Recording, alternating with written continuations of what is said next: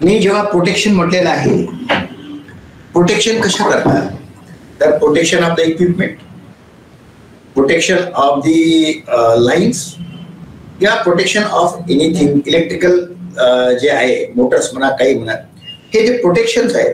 मग आता protection against what, protection कशाच्या विरुद्ध, तर जेव्हा हा मला प्रश्न येतो की प्रोटेक्शन अगेन्स्ट व्हॉट, कसं मला कशाचं प्रोटेक्शन द्यायचं आहे, कशाच्या अगेन्स्ट मध्ये मला प्रोटेक्शन द्यायचं आहे, तर त्यावेळेस एक बाब जे आपल्या समोर लक्षात येते, दोन गोष्टींनी आपण आपला विचार करत असतो. एक ऍबनॉर्मल कंडिशन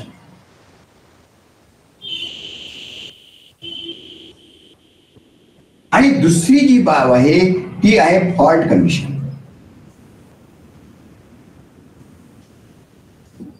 ऍबनॉर्मल कंडिशन आणि फॉल्ट कंडिशन या दोन गोष्टीच्या अगेन्स्ट मध्ये मला प्रोटेक्शन द्यायचं. मग आता ऍबनॉर्मल कंडिशन आणि फॉल्ट कंडिशन जे आपण डिफाईन करतो, मग नॉर्मल कंडिशन काय आहे? हो, माझी सिस्टीम नॉर्मल आहे, नॉर्मल कंडिशन. मी तर तुम्हाला कहू कसं काय तुमचं सगळं व्यवस्थित त्याला काही प्रॉब्लेम नाही, सगळं नॉर्मल आहे. मी तुम्हाला जेव्हा तुम्ही मला सांगता का सर सगळं नॉर्मल आहे, याचा अर्थ काय होतं? कोणी प्रयत्न करा, मला फीडबॅक द्या. सिस्टीम नॉर्मल आहे हे तुम्ही कसं ठरवलं? तर माझा प्रश्न असा होता का नॉर्मल कंडिशन मध्ये काय? एक, नॉर्मल कंडिशन मध्ये ट्रिपिंग नाही, परंतु नॉर्मल कंडिशन आपण जेव्हा पॉवर सिस्टीम मध्ये डिफाईन करतो तेव्हा नॉर्मल कंडिशन म्हणजे आपले पॉवर सिस्टीमचे जे वर्किंग पॅरामीटर्स आहेत. वर्किंग पॅरामीटर कोणते आहे? तर voltage, current, frequency, angle phi आणि टेम्परेचर. हे जे आहे हे महत्वाचे पॅरामीटर्स आहेत सिस्टीमचे. आणि so long as is working within the specified limit of this parameters. मी काय म्हटलं की या पॅरामीटरची जे काही स्पेसिफाईड लिमिट असेल, स्पेसिफाईड लिमिट म्हटलं का हायर साईड, मॅक्सिमम साईड आणि मिनिमम साईड, आणि मधली जी आहे ती नॉर्मल. ओके, तर या स्पेसिफाईड लिमिटच्या याच्यामध्ये जेव्हा हे पॅरामीटर्स राहतात तेव्हा then I say that this is a normal condition, no tripping. आता हे जे आहे हे पॅरामीटर्स, या आता उदाहरणार्थ मी व्होल्टेज घेतलं. आता व्होल्टेज जर समजा माझा 33 kV ची लाईन आहे, हे नॉमिनल व्होल्टेज आहे. जर समजा व्होल्टेज तर तुमच्याकडे ट्रिपिंग नाही, काही नाही, परंतु व्होल्टेज जे माझं समजा इथे या ठिकाणी 33 च्या ऐवजी मला इथे फक्त 25 kV मिळते. I cannot say that the system is normal. किंवा याचं हायर लिमिट आहे 36 kV आणि याच्यावर व्होल्टेज जातं, sir I cannot say that the system is normal. When you are running the system, म्हणजे जेव्हा आपण सिस्टीम हे 33 kV च्या आजूबाजूला चालवतो त्यावेळेस मी समजतो. तसंच करंट, लोड मॅक्झिमम लिमिटच्या वर नाही आहे, म्हणजे विदिन परमिसिबल लिमिट आहे. ओके, फ्रिक्वेन्सी तो जो बँड दिलेला आपला 49.5 टू 51.5 किंवा 50, हा जो बँड दिलेला आहे या बँड मध्ये फ्रिक्वेन्सी आहे. ओके, टेम्परेचर माझे इक्विपमेंट नॉर्मल कंडिशन मध्ये आहे. म्हणजे मी मग ह्या कंडिशन जे ऑपरेटिंग पॅरामीटर्स आहे हे जर स्पेसिफाईड लिमिट मध्ये असतील, जर या ह्याच्यामध्ये स्पेसिफाईड लिमिट जे आहे मॅक्सिमम, मिनिमम किंवा काय, तर याच्यावर जेव्हा मी सिस्टीम ऑपरेट करतो त्यावेळेस मी समजतो की ती ऍबनॉर्मल कंडिशन आहे. ऍबनॉर्मल कंडिशन म्हणजे ऑपरेटिंग पॅरामीटरच्या slight change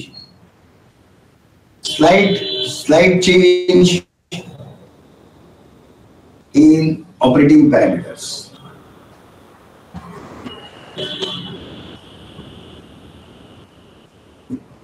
Slight change in the operating parameters. उदाहरणार्थ मला 100 एम्पियरचा माझ्या ट्रान्सफॉर्मरचा लोड आहे किंवा माझं 500 एम्पियरची 400 एम्पियर मला 132 लाईनचा लोड आहे, परंतु 400 च्या ऐवजी मी जर 450 वर चालवत आहे किंवा 420 वर चालवत आहे किंवा 410 वर चालवत आहे, तर अबोव परमिसिबल लिमिटच्या वर चालवत आहे. सिस्टीम माझी ऍबनॉर्मल झाली, सिस्टीम माझी ऍबनॉर्मल. स्लाइट चेंज म्हणजे माणसाला समजा का कसाडे साहेब कसे काय, मी म्हणजे माझं सगळं व्यवस्थित आहे, काही प्रॉब्लेम नाही आहे. नाही हो, मला थोडंसं आज बरं वाटत नाहीये, कणकण वाटतं, थोडासा ताप आहे. माणसाचं टेम्परेचर 98.4 डिग्री वगैरे असायला पाहिजे, आता ते फायरनिट असायला पाहिजे. तर जर समजा ते समजा 99 किंवा 99.5 झालं तर मी काय समजेल की बाबा हा सध्या नॉर्मल नाही आहे, स्लाइट चेंज आहे, सिरियस कंडिशन नाही आहे. आलं लक्षात? ऍबनॉर्मल. आणि आपल्याला ऍबनॉर्मल कंडिशन मध्ये करेक्टिव्ह ऍक्शन घेऊन आपण ती कंडिशन नॉर्मल करू शकतो. हा एक पॉईंट आला. नंतर दुसरा पॉईंट जो आहे फॉल्ट कंडिशन, आपले ऑपरेटिंग पॅरामीटर्स आहे. यातल्या कुठल्याही ऑपरेटिंग पॅरामीटर मध्ये सडन विदिन नो टाइम आणि ऍब्रप्ट चेंज होत असेल, ऍब्रप्ट चेंज होत असेल तर मी समजतो आता फॉल्ट झालेला आहे. इक्विपमेंट फेल्युअर म्हणा, लाइटनिंग स्ट्रोक म्हणा. लाइटनिंग स्ट्रोक मध्ये काय होतं की जे आपलं व्होल्टेज आहे आपल्या सिस्टीम व्होल्टेजच्या काही पट व्होल्टेज जे आहे हे लाइटनिंग स्ट्रोक मध्ये येतं. आणि हा स्ट्रोक आपल्या लाईन वाढल्यानंतर आपल्या सिस्टीमचं पण व्होल्टेज वाढतं. त्यावेळेस मी असं म्हणेल की या व्होल्टेज जे आहे याच्यामध्ये विदिन नो टाइम ऍब्रप्ट चेंज झालेला आहे, काही पटीनं व्होल्टेज वाढलाय, हा फॉल्ट कंडिशन झाली. जेव्हा शॉर्ट सर्किट होतं त्यावेळेस काय होतं की करंट जो नॉर्मल 100, 200, 400, 500 अँपियर असेल याचा तुमचा 5,000, 10,000, 20,000 अँपियर करंट झालेला आहे. म्हणजे within no time there is a abrupt change in the operating parameters. याला म्हणायचं फॉल्ट कंडिशन. जर आता मला जे काही माझ्या इक्विपमेंटला प्रोटेक्शन द्यायचं आहे त्या प्रोटेक्शन देतो आपण त्यावेळेस या ऍबनॉर्मल कंडिशनचा आणि फॉल्ट कंडिशनचा आपण दोघांचाही विचार करत असतो आणि आपण त्या कंडिशन त्या कंडिशन प्रमाणे त्याला ऍडिक्वेट प्रोटेक्शन द्यायचा आपण प्रयत्न करत असतो. म्हणजे deviation from the operating parameters. आणि जर का समजा स्लाइट डेव्हिएशन असेल तर त्याला म्हणायचं ऍबनॉर्मल कंडिशन. ओके. आता याचे कारण जे आहे फॉल्टचे, कशामुळे फॉल्ट होतात काय, तर सर्वात पहिले जे एक फॉल्ट आपण आता ऍबनॉर्मल कंडिशन पेक्षा थोडंसं फॉल्टवर फोकस करूया. तर कशामुळे फॉल्ट होतात, एक weather conditions. Number 2 installation failure of equipment. Number 3 human errors, smoke और फायर.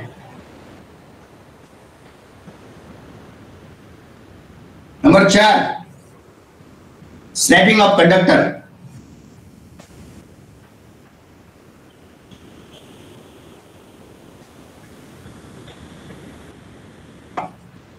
बर्ड और मंकी फॉल्स.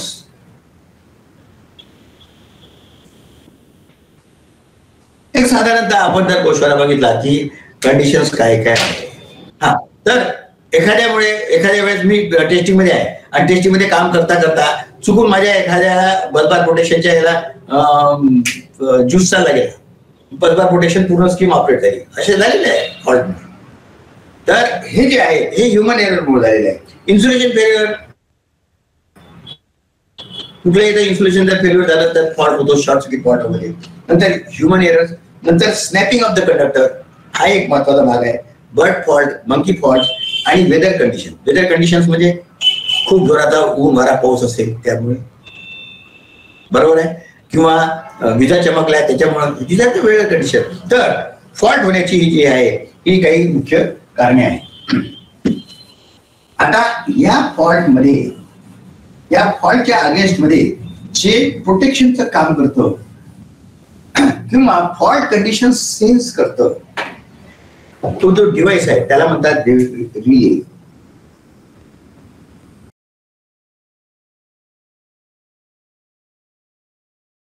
आता या फॉल्टमध्ये, या फॉल्टच्या अगेन्स्ट मध्ये जे प्रोटेक्शनचं काम करतं किंवा फॉल्ट कंडिशन सेन्स करतं तो जो डिव्हाइस आहे त्याला म्हणतात रिले. त्याला काय म्हणतात, रिले. What is relay? रिलेला आपण जर डिफाईन करतो म्हटलं तर रिलेची साधी सिंपल व्याख्या जी आहे ही मला जर द्यायची असेल तर मी म्हणेल it is a device. It is a device which senses the abnormal condition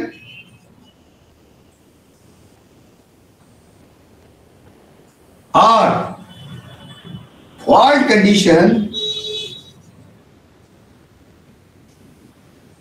and gives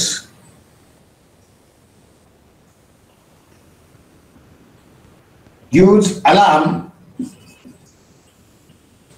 and trip signal to circuit breaker to isolate the fault.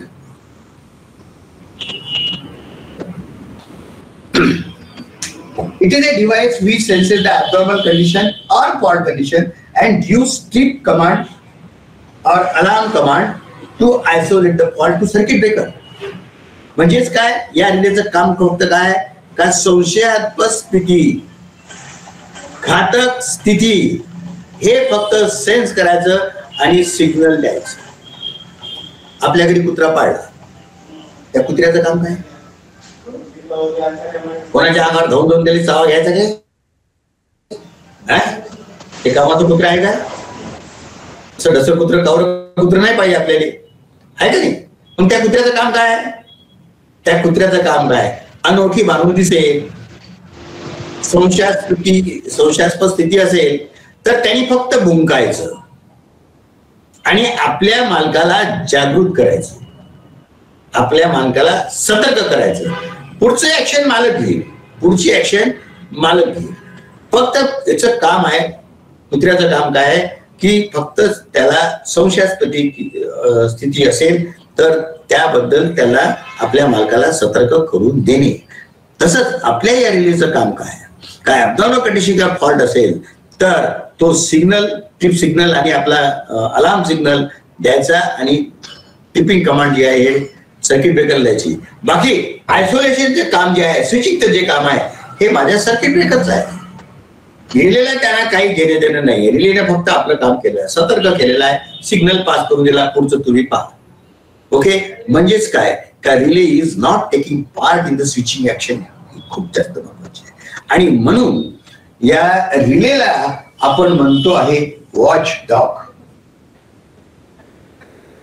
Watch dog, it is A watch dog of the power system. Relay is a watch dog of the power system.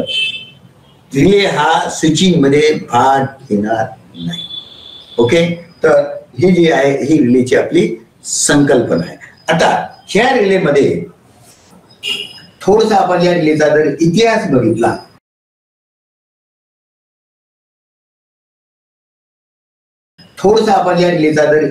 बघितला, याची जी वंशावळ बघितली आपण release, तर सगळ्यात पहिलेचे जुनं जे old generation जे आपलं होतं ते आजही काही ठिकाणी आहे, नाही असं नाही आहे, परंतु आपण जवळपास ते आता ऍब्सोल्यूट करून त्याला आपण रिप्लेस केलेले आहे.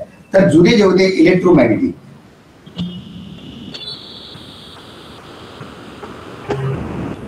यानंतरची जी काही वंशावळ आली ती आहे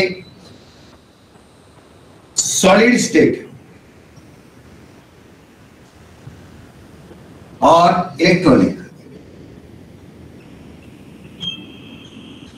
यानंतर जी काही वंशावळ आली ती आहे डिजिटल अँड न्यूमरिकल.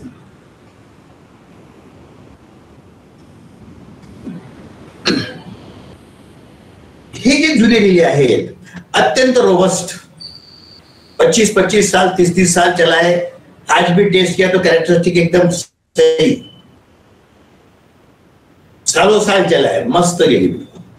परंतु याचा ड्रॉबॅक असा की याच्यात आहे इलेक्ट्रोमॅग्नेटिक पार्ट्स आहे, याच्यात आहे मुव्हिंग पार्ट्स आहे आणि त्याला लागणारं कन्झम्पशन किंवा त्याला लागणारी टॉर्क हे जास्त आहे. म्हणजे या रिलेचं ऑपरेट होण्याकरता स्वतः लागणारं कन्झम्पशन हाय आहे. म्हणजे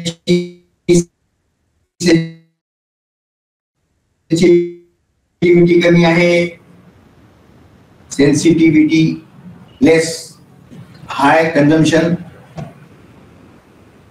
यालाच म्हणतात व्हीए बर्डन. रिलेला जे ऑपरेट होण्याकरता पॉवर लागते, रिले हा स्वतःहून ऑपरेट होत नाही, त्याला काहीतरी पॉवर लागते आणि power is always measured in a product of the voltage and current, V into I. ही पॉवरचा फॉर्म्युला आहे, बरोबर आहे. तर ही व्ही आणि याला म्हणतात बर्डन. तर कम्पेअर टू हे दोन जे आहे खालचे याच्यापेक्षा लागणार बर्डन हे जास्त होतं. त्यानंतर हे स्लो आहे, स्लो आहे. फक्त मोठा जर याचा जर फायदा जर असेल हे रोबस्ट आहे, टिकाऊ आहे. आणि यामध्ये तो फॉल्ट केव्हा झाला, काय झाला, काय नाही, याचं काही रेकॉर्डिंग नाही आहे. ह्या फॅसिलिटीज याच्यात नाही आहे. नंतर येतो आपण solid state relay, electronic relay, electronic component मुळे बनलेले जे रिले आहेत ते. मग हे जे रिले आहे, हे रिले जे आहे याच्या तुलनेमध्ये सॉलिड स्टेट रिले जे आहे याच्या तुलनेमध्ये डेफिनेटली यांचं आयुष्य कमी आहे आणि रोबस्टनेस म्हणा, टिकाऊपणा म्हणा, तर टिकाऊपणाच्या तुलनेत सुद्धा याचं आयुष्य जे आहे हे कमी आहे. त्याचं कारण असं आहे की इलेक्ट्रॉनिक रिलेमध्ये हीट जनरेशन होते.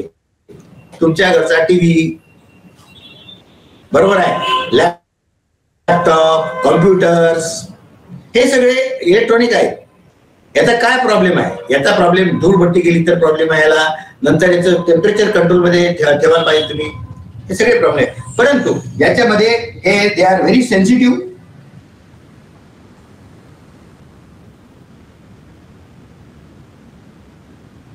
फास्ट, लो बर्डन आणि काही काही रिलेमध्ये डिस्प्ले.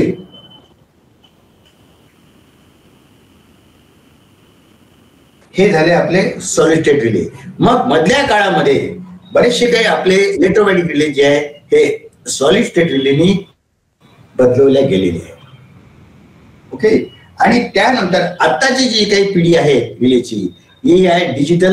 जो सहभाग आहे हा सहभाग पुन्हा इलेक्ट्रॉनिक कॉम्पोनंट्स आले. इलेक्ट्रॉनिक कॉम्पोनंट्स,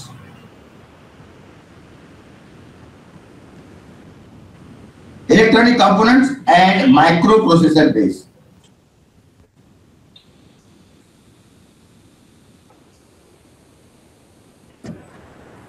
न्यूमेरिकल रिले जे आता तुम्ही सगळे आपल्या जर पाहता पॅनलवर, हे मायक्रोप्रोसेसर बेस इलेक्ट्रॉनिक कॉम्पोनंट असलेले रिले आहे. म्हणजे याच्यामध्ये कॉम्प्युटरचा पण विचार केला आहे. म्हणजे आपण याला प्रोग्रामिंग करू शकतो, याच्याशी आपण कम्युनिकेशन करू शकतो. तर याचे जे काही फायदे आहेत डिजिटल रिलेचे, हे डिजिटल रिलेचे अनेक फायदे आहेत. डिजिटल रिलेचे जे काही आहे अनेक फायदे आहेत. एक, programmable, fast and sensitive. Number 2, programmable. Number 3,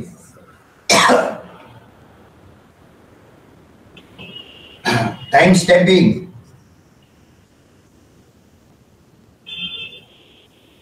number 4, event and digital records. Number 5, communication, local आणि रिमोट दोन्ही. 6, मल्टीफंक्शन.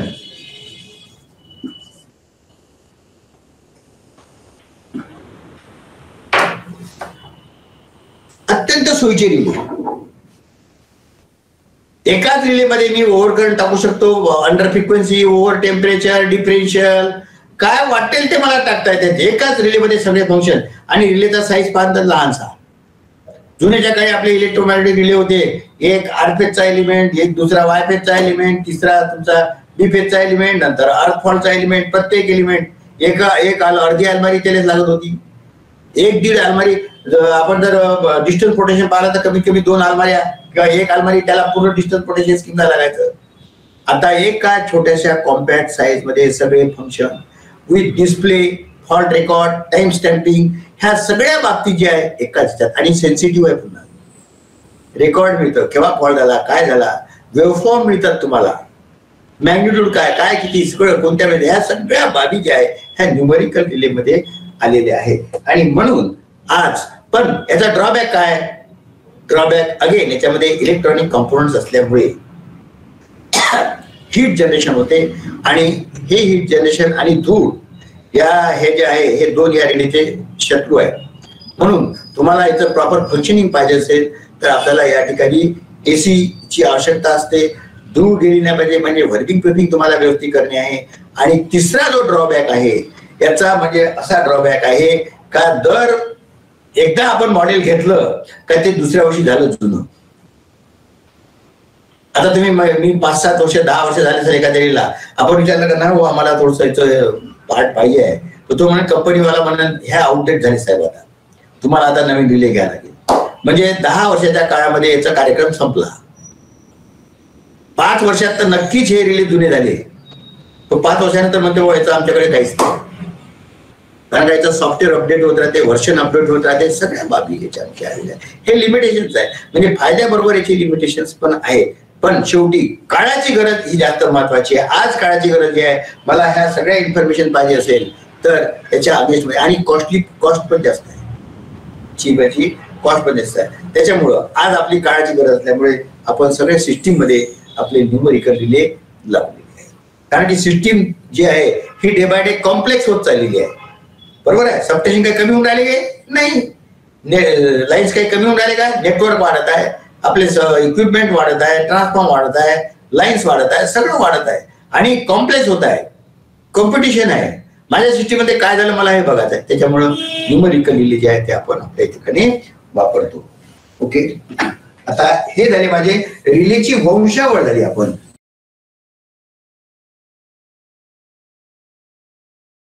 आता रिलेमध्ये पुन्हा 2 टाईपचे रिले आपण बघतो की आपण वंशावळ या दृष्टीने.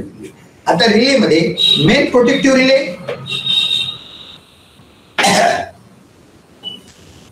रिलेज मध्ये मेन प्रोटेक्टिव्ह रिलेज, उदाहरणार्थ याच्यामध्ये over current and अर्थफॉल्ट,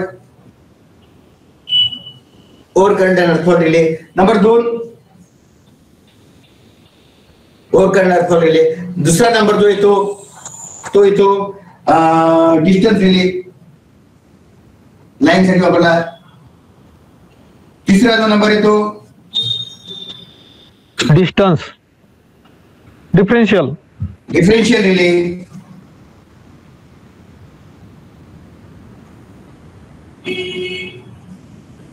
RF relay.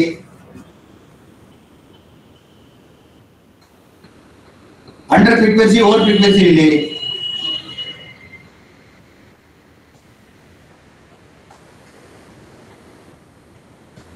Busbar protection relay.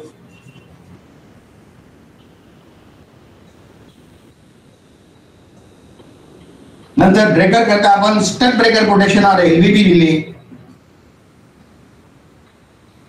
हे जे आहे हे सगळे रिले जे आहे, अजून काही पुष्कळ सारे रिले आहेत. तर हे सगळे रिले जे आहे they R coming under the main protective relay. खास प्रोटेक्शन करता वापरण्यात येणारे रिले याचं प्रायमरी फंक्शन आहे, याचं हे प्रायमरी फंक्शन आहे. आणि या व्यतिरिक्त आपण आपल्या सिस्टीम मध्ये ऑक्झिलरी रिले सुद्धा वापरतो.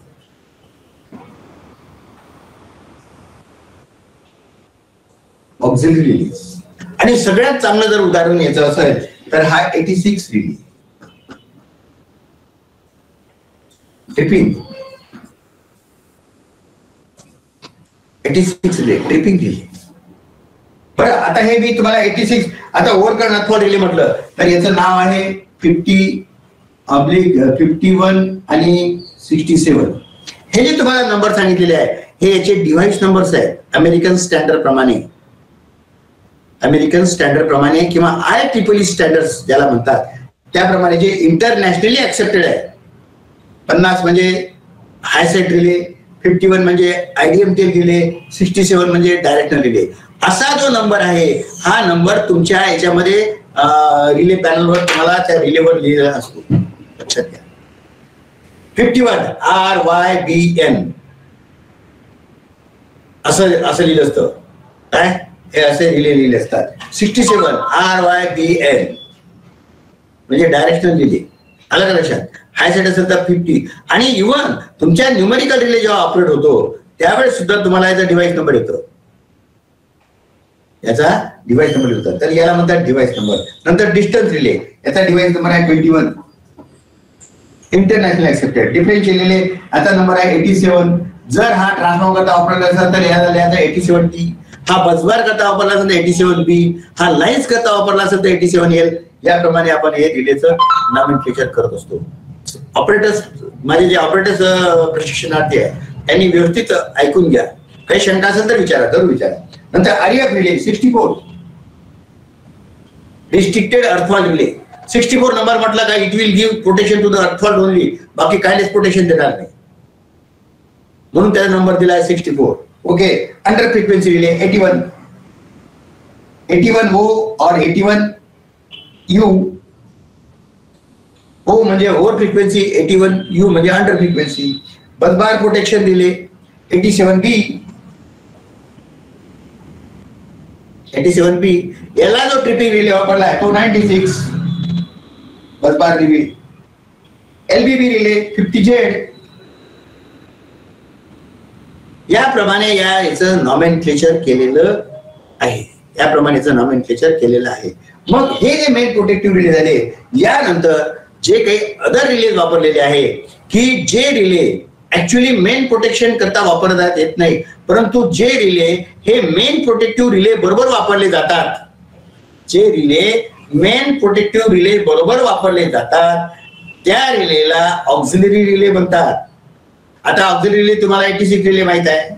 तुमच्या सबस्टेशनला ऑक्झिलरी रिले पुन्हा 80 रिलेज आहेत. तर 80 रिले जे आहे हे डीसी सुपरविजन रिले आहे, डीसी सुपरविजन रिले. आणि तुमच्याकडे हे जे 80 रिले लागलेले आहेत, हे रिले आहेत 80 A1 A2 B2 C1 C2 D1 D2 E1 E2 असे हे रिले लागलेले आहेत.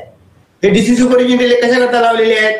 हे ऑक्झिलरी रिले आहे, मेन प्रोटेक्शन मध्ये नाही आहे, पण मेन प्रोटेक्शन रिलेच्या याच्याबरोबर काम करत असतात. हे रिले कशा करता लावलेले आहेत? तर आपल्याकडे जुन्या काळी जो डीसी होता, मेन डीसी J1 J2 च्या नावाने यायचा, सगळ्यांना माहित आहे. आणि मग फ्यूज नंतर त्याचे दोन भाग केले जायचे, K1 आणि K2 आणि L1 आणि L2. आता काय झालंय, सिस्टीम आपली कॉम्प्लिकेटेड झाली आहे. आपण आता या डीसीचे J1 J2 चे अनेक भाग केलेले आहेत. एक भाग जो आहे माझा इंडिकेशन करता गेला, एक भाग कंट्रोल करता गेला, एक भाग ओव्हरकन अर्थफॉल रिले करता गेलेला आहे, एक भाग डिस्टन्स रिले किंवा मेन प्रोटेक्शन रिले करता गेलेला आहे, एक भाग आयसोलेटर कंट्रोल करता गेलेला आहे, एक भाग आयसोलेटर आणि ब्रेकर कॉन्टॅक्ट मल्टिप्लिकेशन करता गेलेला आहे. अशा प्रकारचे याचे अनेक डीसीचे ब्रँचेस केलेले आहेत. मग या ब्रँचचा फ्यूज गेला तर काय करावं? आपल्याला कसं समजून फ्यूज गेला तर? मग याचं सुपरविजन जे आहे हे सुपरविजन करणारे हे 80 A1 B2 C1 C2 असे आहे.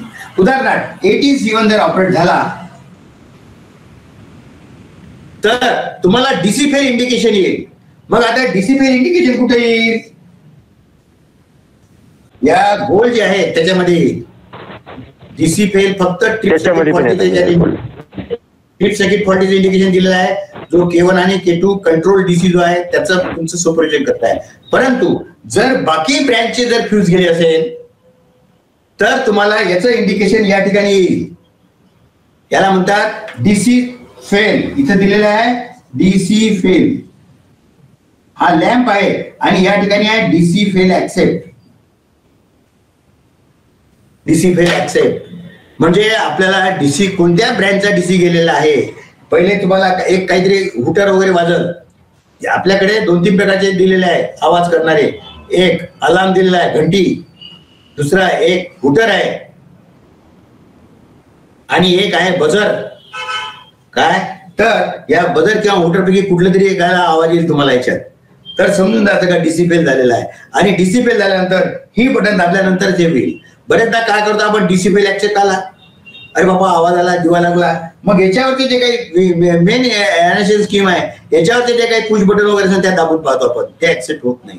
डीसी फेल आलं असेल तर त्याचं डीसी फेल हे खाली त्या याच्या खाली एनएसएल स्कीमच्या खाली दोन जे काही, एक लॅम्प दिला आहे, एक पुश बटन दिले आहे. तर हा लॅम्प येईल, नंतर पुश बटन दाबल्यानंतर हे तो फक्त तुमचा अलार्म जो आहे काय किंवा बजर आला असेल किंवा हुटर आला असेल तो बंद होईल आणि लॅम्प हा लागलेला राहील. मग या कंडिशन मध्ये तुम्हाला हा लॅम्प लागलेला आहे तर तुम्हाला रिले पॅनलवर जायचं आहे. तिथं पुष्कळ सारे 80 A1 B2 B1 B2 C2 असे रिले लागलेले आहेत. त्या रिलेपैकी कोणता फ्लॅग पडलेला आहे हा पाहायचा आहे. आणि मग त्या फ्लॅगचा जो काही असेल, समजा 80 C1 आहे म्हणजे याचा अर्थ L1 आणि L2 चा फ्यूज गेलेला आहे. L1 आणि L2. तर जनरली L2 म्हणजे निगेटिव्ह आहे, तर याच्यामध्ये लिंक असते, तर हा फ्यूज जरा संबंध नाही. L1 मध्ये फ्यूज आहे. आपण त्या पॅनलवर जाऊ, तिथला फ्यूज काढणार, आपण L1 चेक करणार आणि L1 गेला की काय पाहू आपण. L1 चा फ्यूज गेला असेल तर आपण त्याला रिप्लेस करणार. रिप्लेस केली 80C वर दिलेला ऑटोमॅटिकली रिसेट होऊन जाईल आणि हा लॅम्प सुद्धा जाईल. तर याप्रमाणे जे 80 रिले आहे सोबतच 80 रिले सोबतच आपल्याकडे 29 AX BX CX हे असे जे आहे हे contact multiplication isolator contact multiplication relay आहे. Isolator and breaker contact multiplication relay. नंतर तुमच्या याच्यावर 30 रिलेज आहेत.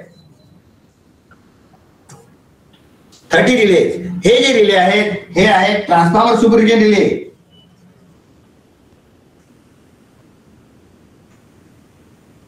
आणि याचं एकच इंडिकेशन आहे, problem in transformer.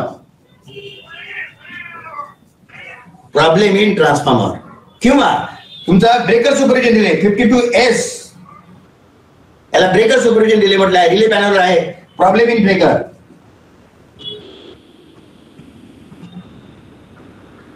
Problem in breaker हे रिले जे आहे हे त्या रिले पॅनलवर आहे. ब्रेकरचा लो एअर प्रेशर आला असेल किंवा लो गॅस प्रेशर आला असेल, ओके, ब्रेकरचा इलेक्ट्रिक सप्लाय फेल झाला असेल, तर या कंडिशन मध्ये तुम्हाला जे अलार्म येतो हा प्रॉब्लेम इन ब्रेकर मधून येतो. पण ब्रेकर मध्ये काय प्रॉब्लेम झालेला आहे हे जर मला पाहायचं असेल तर तुम्हाला या ब्रेकर सुपरविजन रिले जे लागलेले आहेत त्या रिले पॅनलवर जायचं आणि त्या ठिकाणी पाहायचं का 52S रिले कोणता ऑपरेट झालेला आहे. तर एक तुमच्या जनरल माहिती करता म्हणून तुम्हाला मी हे कल्पना दिली आहे का सुपरविजन रिले असतात. हे सगळे रिले याला ऑक्झिलरी रिले म्हणतात. मेन प्रोटेक्शनच्या सोबत हे काम करत असतात. तर रिलेची ही पण एक कॅटेगरी आहे. आता यानंतर आपण जे आहे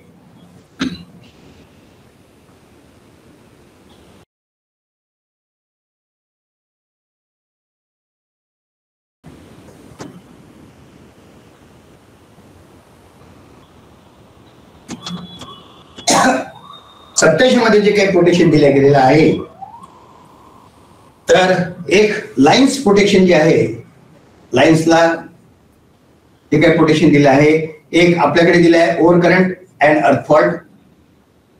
आणि लाईन्स करता हे जे प्रोटेक्शन दिलेलं आहे या ठिकाणी आपण सर्व लाईन करता डायरेक्शनल रिले वापरला आहे. डायरेक्शनल ओव्हर करंट अँड अर्थ फॉल्ट रिले, याचा नंबर आहे 67 आणि याचं नाव जे आहे 67R, 67Y, 67D आणि 67N. याचा अर्थ काय, 67R आला इंडिकेशन तुम्हाला 67R चा आलं तर समजून घ्यायचं का डायरेक्शनल रिले जो आहे तो R फेजचा ऑपरेट झाला. हे जर आलं असेल तर Y फेजचा, हे जर आलं असेल तर B फेजचा, हे जर आलं असेल तर न्यूट्रल म्हणजे अर्थ फॉल्ट झालेला आहे. आणि शिवाय यासोबत डायरेक्शन जेव्हा देतो त्यावेळेस त्यात लिहिलं असतं फॉरवर्ड FWD, म्हणजे डायरेक्शन फॉरवर्ड आहे की रिव्हर्स आहे हे पण त्या ठिकाणी तो त्या ठिकाणी देत असतो. तर हे जे आहे आपल्या याच्याकरता लाईन्स करता आपण डायरेक्शनल रिले वापरलेले आहेत. का म्हणून डायरेक्शनल रिले वापरलेले आहेत, तर जर समजा माझी ही लाईन आहे आणि हा जर माझा रिले आहे काय, तर या रिलेची डायरेक्शन जी आहे हे नेहमी अवे फ्रॉम द बस, म्हणजे it is looking toward the line. आणि जर फॉल्ट झाला असेल तर फॉल्ट करंट जो आहे हा असा इकडून पण फीड होतो IF2 आणि हा इकडून पण फीड होतो IF1 आणि टोटल करंट जो आहे तो झाला IF. मग आता हा जो करंट आहे हा फॉरवर्ड डायरेक्शन आला, म्हणजे रिलेची जी डायरेक्शन आहे या डायरेक्शन आला आणि हा जो करंट आहे हा फॉरवर्ड डायरेक्शन आला, दोघांच्याही फॉरवर्ड डायरेक्शन. तर रिलेची डायरेक्शन करताना आपल्याला रिले दोन डायरेक्शन बघतो. जर समजा या ठिकाणी इकडे लाईन आहे आणि या ठिकाणी फॉल झाला असेल, जर समजा या ठिकाणी फॉल झाला असेल, F हा फॉल झालेला आहे, तर या ठिकाणी फॉल झाला हा करंट जो आहे हा असा चालला जाईल आणि हा असा येईल. जेव्हा हा करंट असा चालला जाईल तेव्हा हा रिले जी आहे ही फॉरवर्ड डायरेक्शन होईल, पण या रिलेची ही रिव्हर्स डायरेक्शन, या रिलेची ही रिव्हर्स डायरेक्शन होईल. म्हणून आपल्या लाईनवर कशा करता आपण डायरेक्ट रिले केलेले आहे का, हे आता समजा या ठिकाणी ही जी केस पकडली मी, या ठिकाणी तुम्ही बघताय का फॉल्ट माझा लाईनच्या मध्ये झालेला आहे. दोन्ही रिले फॉरवर्ड डायरेक्शन मध्ये आलेले आहे आणि दोघांनी डायरेक्शनल डिस्क्रिमिनेशन केलेलं आहे आणि डायरेक्शनल डिस्क्रिमिनेशन यांनी एक्झॅक्ट फॉल्ट लोकेशन कुठे आहे हे फिक्सअप केलेलं आहे.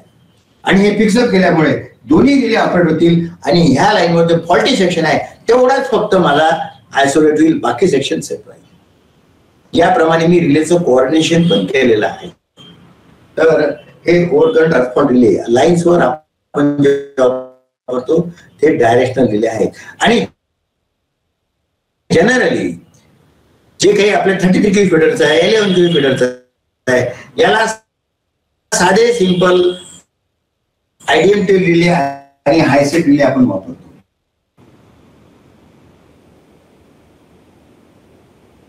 साधे सिंपल जे 33 kV फीडर्स जे आहे त्याच्याकरता आपण जे वापरतो 33 kV फीडर्स, केव्ही आणि 11 kV किंवा 22 kV याच्याकरता जो आहे तो आयडीएमटी टाइम डिलेड रिले आहे. बरेचदा तुम्ही लिहिता की आपण जेव्हा ऑपरेटर मध्ये लॉगिंग करतो ना त्या रिलेवर आपण लिहिलेलं असते त्याप्रमाणे तुम्ही वाचता 51 आयडीएमटी रिले ऑपरेटर 33 kV फीडर एखादा ट्रिप झाला असेल तर. ओके, तर या करंट ट्रान्सफॉर्म रिले मध्ये जे महत्वाचं काय काय आहे, याच्यात काय काय असतं, याच्यामध्ये दोन बाबी आपल्याला दिलेल्या आहेत. एक प्लग सेटिंग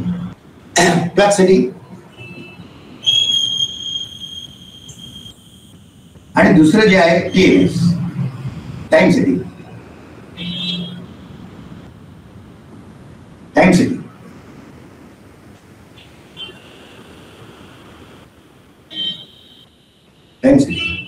समजा अशी माझी कंडिशन आहे, ट्रान्सफॉर्मर आहे आणि इथून हा फीडर गेलेला आहे.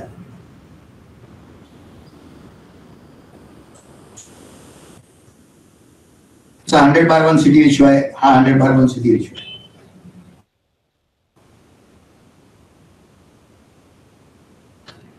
याला दोघांना प्लग सेटिंग दिलेलं आहे आणि टाइम सेटिंग दिलेलं आहे. आता प्लग सेटिंग जे आहे, हे प्लग सेटिंग जे आहे एक त्या रिलेने केव्हा पिकअप व्हावं हे ठरलेलं आहे. मग आपण रिले पिकअप केव्हा करतो बरं, काय एक सेट लिमिटच्या वर करंट गेल्यानंतर त्यांनी पिकअप व्हावं. मग करंट सेटिंग कोणतं द्या त्याला. समजा हा फीडर आहे आणि या फीडरवर मला वाटलं सिटी रेशिओ किती लावलाय, 100/1 चा सिटी रेशिओ लावलेला आहे. मग जेव्हा मी याला प्लग सेटिंग देतो त्यावेळेस मी हा विचार करतो बाबा रे हा फीडर जो आहे याच्यावर मला किती लोड अलाव करायचा आहे, याला याचे कंडक्टर कॅपॅसिटी सगळं पाहावं लागेल ना, मला किती लोड अलाव करायचा आहे. मला तर वाटलं याला का, मला असं वाटलं की हा जो काही फीडर आहे याच्यावर मी 100 अँपिअर लोड अलाव करायचा आहे. म्हणजे याचा अर्थ 100 अँपिअर पर्यंत तो पिकअप होणार नाही, पण 100च्या वर गेल्यानंतर पिकअप होईल. मग 100 अँपिअर लोड अलाव करायचा म्हणजे हा काय झाला, 100/1 चा रेशिओ आहे, 100/1 चा रेशिओ आहे. मग 100/1 चा रेशिओ आहे तर या ठिकाणी मला मग प्लग सेटिंग किती ठेवावं लागेल, कुणी सांगा. प्लग सेटिंग ठेवताना हा रिले 100/1 आहे. या ठिकाणी रिले जो वापरला मी, हा रिले 1 अँपिअरचा रिले आहे. याचा नॉमिनल करंट जो आहे 1 अँपिअरचा आहे. तर मला सेटिंग ठेवताना मी असं म्हणतो 50% आहे म्हणजे 0.5 आहे, 100% आहे म्हणजे 1 आहे, 150% आहे म्हणजे 1.5 आहे, याप्रमाणे. तर मला याच्यावर जर 100 अँपिअर लोड मला अलाव करायचा आहे, त्याच्यानंतर जर लोड गेलं मला त्याला पिकअप करायचा किंवा ऑपरेट करायचा आहे, तर मी प्लग सेटिंग किती ठेवतो, 1 म्हणजे 100%.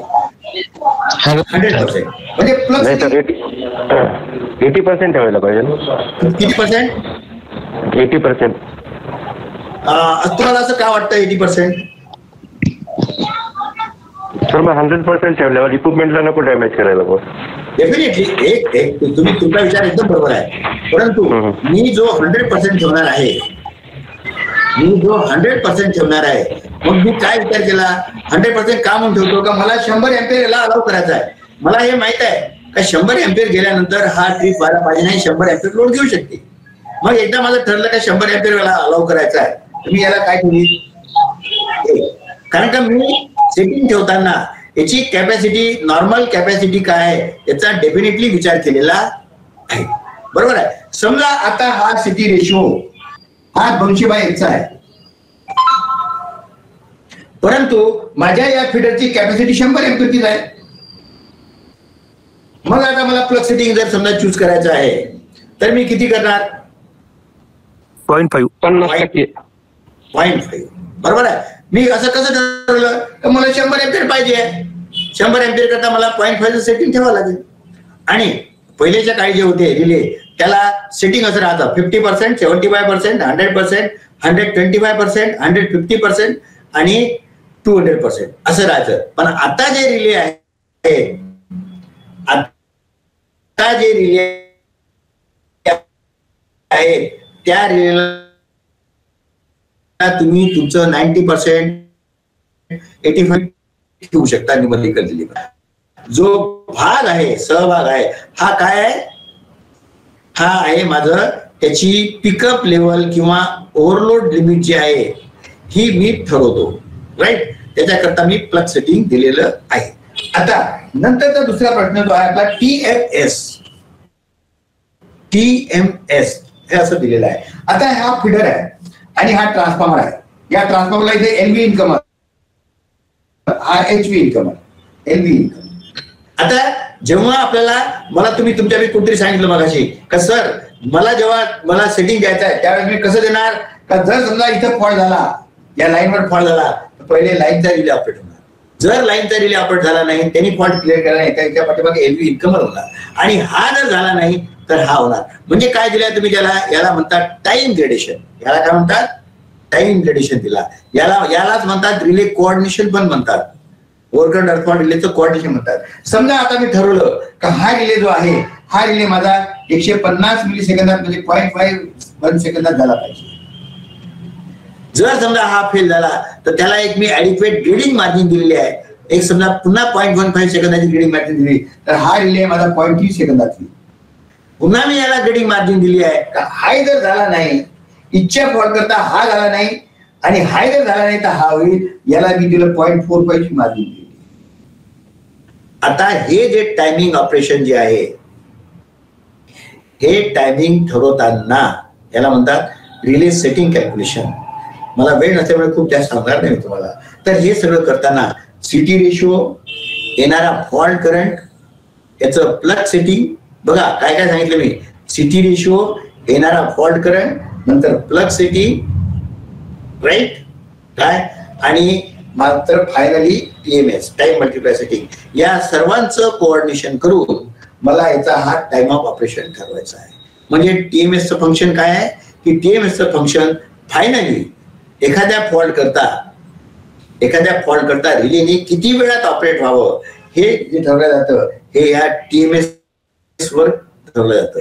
तर TMS फक्त TMSच नाही काय, तर याच्यामध्ये प्लग सेटिंग पण येतं, TMS पण येतं, फॉल्ट करंट येतो, सिटी रेशो येतो. या सगळ्यांचं जे काही मिश्रण आहे हे सगळं जे आहे हे या टाइम सेटिंगवर, याच्यावर टाइम सेटिंग मी ठरवलेलं असतं. म्हणजे माझा रिले कसा ऑपरेट करायचा, काय करायचा, याच्यामध्ये plug setting, fault current, city ratio आणि फायनली TMS ह्या सगळ्या कन्सिडर करून मी या ठिकाणचं रिले कोऑर्डिनेशन करत असतो. तर याप्रमाणे रिले कोऑर्डिनेशन झाल्यानंतर आपण ठरवत असतो. कारण का जर समजा काही एखाद्या वेळी झालं हा रिले ऑपरेट नव्हता, ह्या फॉल्ट करता हा रिले ऑपरेट करता, हा रिले झाला की ऑपरेटर पटकन सांगतात सर फीडरवर फॉल्ट आहे पण माझा LV इन्कम ट्रिप झाला. किंवा बरेचदा असे मला कंप्लेंट येतात की सर फीडरवर फॉल्ट आहे, फीडरचा रिले ट्रिप झाला आणि माझा LV इन्कमर पण ट्रिप झाला. म्हणजे त्याला म्हणतो आपण ट्रान्सफॉर्मर घेऊन बसला. फीडर कसा झाला, फीडर जो आहे हा ट्रान्सफॉर्मर घेऊन बसला. म्हणजे यावेळेस मग आपण त्याची शहानिशा करतो, असं का झालं का नाही वगैरे वगैरे. कोऑर्डिनेशन मध्ये कुठे काही प्रॉब्लेम आलाय का, एखादा ब्रेकर डिले ट्रिप झाला, हे काही अन्य कारण असतात, तर आपल्याला त्याची शहानिशा करावी लागते. तर थोडक्यात सांगायचं म्हणजे या प्रकारचं आपण जे over current and fault protection आपण दिलं असतं. या व्यतिरिक्त डायरेक्शनल रिले जो आपण वापरतो हे डायरेक्शनल रिले आपले ज्या ज्या ठिकाणी तुमचे पॅरलल ट्रान्सफॉर्मर आहेत. हॅलो. हा बोला. हॅलो. हा बोला ना. हा सर प्रश्न होता. हा बोला. अर्थ फॉल्टचं 20% काय असतं ते? हा व्हेरी गुड गुड क्वेश्चन. आता बघा अर्थ फॉल्ट सेटिंग जे आहे, अर्थ फॉल्टचं प्लग सेटिंग जे आहे, अर्थ फॉल्टचं जे प्लग सेटिंग आहे हे प्लग सेटिंग हे आपण जनरली 20% किंवा 30% म्हणजेच काय 0.2 किंवा 0.3 असं ठरलेलं आहे ठेवतो आपण. आता लक्षात घ्या की आपल्याकडे रिले कसे आहेत, तर रिले जेव्हा आपले हे रिले येतात, हा सिटी कडून येणारा करंट आहे आर फेजचा, नंतर हा वाय फेजचा एलिमेंट आहे आणि हा जो आहे हा बी फेजचा एलिमेंट आहे. हे आर फेज, वाय फेज आणि बी फेज 3 एलिमेंट झाले माझे. आणि सिटीची जी वायर आहे, समजा याला नाव दिलं असेल C11, C12, C31, C32, C51, C52 आणि या ठिकाणी हे जे वायर आहे 12, 32 आणि 52 याचा स्टार पॉइंट गेला आहे आणि हा जो एलिमेंट आहे अर्थ फॉल्टचा हा या ठिकाणी जोडलेला आहे. आता मित्रांनो तुम्हाला याचं मला फंक्शन सांगायला वेळ नसल्यामुळे सांगत नाही मी, अजून मला बरंच कव्हर करत आहे, तरी पण कल्पना येतो तुम्हाला. आता ज्या वेळेस समजा बॅलन्स कंडिशन आहे, बरोबर आहे, बॅलन्स कंडिशन आहे, त्यावेळेस समजा हा 100 एम्पियर चालला, म्हणजे 100 एम्पियर म्हणजे इकडे सेकंडरी साईडला 1 एम्पियर चालला, इकडे सिटी आहे समजा इथं 100/1 आहे, 100/1 आहे, 100 एम्पियर करंट चालला असेल तर इथे 1 एम्पियर, इथे 1 एम्पियर, इथे 1 एम्पियर, हे तिन्ही करंट 1 एम्पियर आले, इथं तिन्ही करंट 1 एम्पियर आले, हा इथे 1 एम्पियर आला. तर या ठिकाणी जे या स्टार पॉइंट आहे या ठिकाणी आर फेजचा 1 एम्पियर करंट, वाय फेजचा 1 एम्पियर करंट आणि बी फेजचा 1 एम्पियर करंट किती झाले? 0. 1 + 1 + 1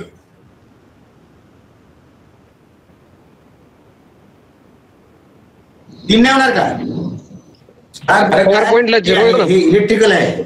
इलेक्ट्रिकल मध्ये तिन्ही फेज जेव्हा बॅलन्स असतात तेव्हा त्याच्या न्यूट्रल मधून जाणारा करंट हा 0 असतो आणि ही आपली नॉर्मल कंडिशन आहे. ही आपली काय आहे? नॉर्मल कंडिशन आहे. म्हणजे नॉर्मल बॅलन्स लोडिंगला तुमच्या याच्यामध्ये अर्थफॉल्ट मध्ये काही करंट जायला पाहिजे का? बघा, अर्थफॉल्ट मध्ये काही करंट जायला पाहिजे का? नाही. म्हणजे या ठिकाणी 1 एम्पियर आहे, 1 एम्पियर आहे आणि हा 1 एम्पियर आहे, तिन्ही 1 एम्पियर आहे, तरी इथे जे IN ज्याला म्हणतो आपण हा 0 आहे. म्हणजे इथे ते बॅलन्स कंडिशन. आणि बॅलन्स कंडिशन जी आहे ही balance condition it is a normal condition.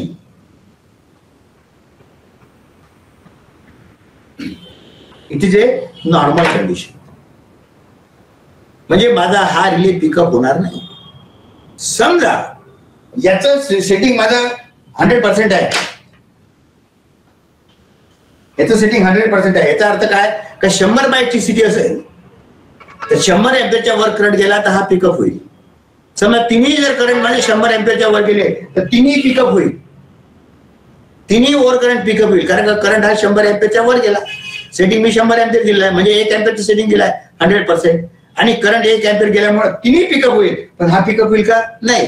पुन्हा 100च्या वर करंट गेला, समजा 125 + 125 म्हणजे 1.25 1.25 + 1.25 तिघांची बेरीज पुन्हा 0. म्हणजे ऍबनॉर्मल ओव्हरलोड कंडिशन असेल तरी अर्थफॉल्ट माझा ट्रिप होणार नाही, अर्थफॉल्ट माझा ट्रिप होणार नाही. परंतु जर का समजा तिन्ही करंट अनबॅलन्स झाले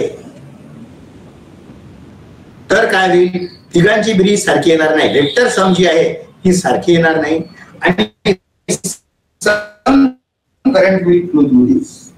याला म्हणतात IN, some current will flow through this, because IR, IY आणि IB तिघही सारखे नाही आहेत. मग हा जो करंट आहे त्याला म्हणतात आउट ऑफ बॅलन्स करंट और त्याला म्हणतात रेसिड्युअल करंट. कारण का हे जे आहे हे जे सर्किट फॉर्म केलाय मी अर्थफॉल्ट, हा रेसिड्युअल सर्किट, याला म्हणतात रेसिड्युअल सर्किट म्हणतात त्याला. तर रेसिड्युअल मध्ये लावलेला आहे. म्हणजे 3 अनबॅलन्स असेल तर हा अनबॅलन्स कडे त्यातून जाईल. मग अनबॅलन्स होण्याची स्थिती कोणती आहे तर अनबॅलन्स एक तर फॉल्ट कंडिशन मध्ये अनबॅलन्स होईल, बरोबर आहे. Single phase to ground fault आहे किंवा 2 फेज टू ग्राउंड फॉल्ट आहे, हे अनबॅलन्स फॉल्ट आहे. किंवा जर लोडिंग कंडिशन अनबॅलन्स असेल तर त्याही कंडिशन मध्ये हा ऑपरेट होईल. मग अशी अनबॅलन्स कंडिशन जी आहे, ही अनबॅलन्स कंडिशन कुठपर्यंत टॉलरेट करायची, याला काहीतरी आपण प्रमाण ठेवलेलं आहे. मग आता आपण काय केलं की 100 एम्पियर आहे आणि 100 एम्पियर जर असेल त्याच्यातून करंट जाणार 0 आहे.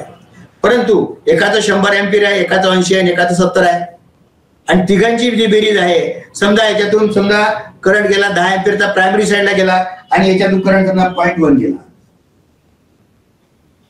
याच्यातून 0.1 एम्पियर करंट गेला. मी काय म्हणतो ठीक आहे, टॉलरेबल आहे. म्हणजे 10% unbalance current out of balance current हा टॉलरेबल आहे.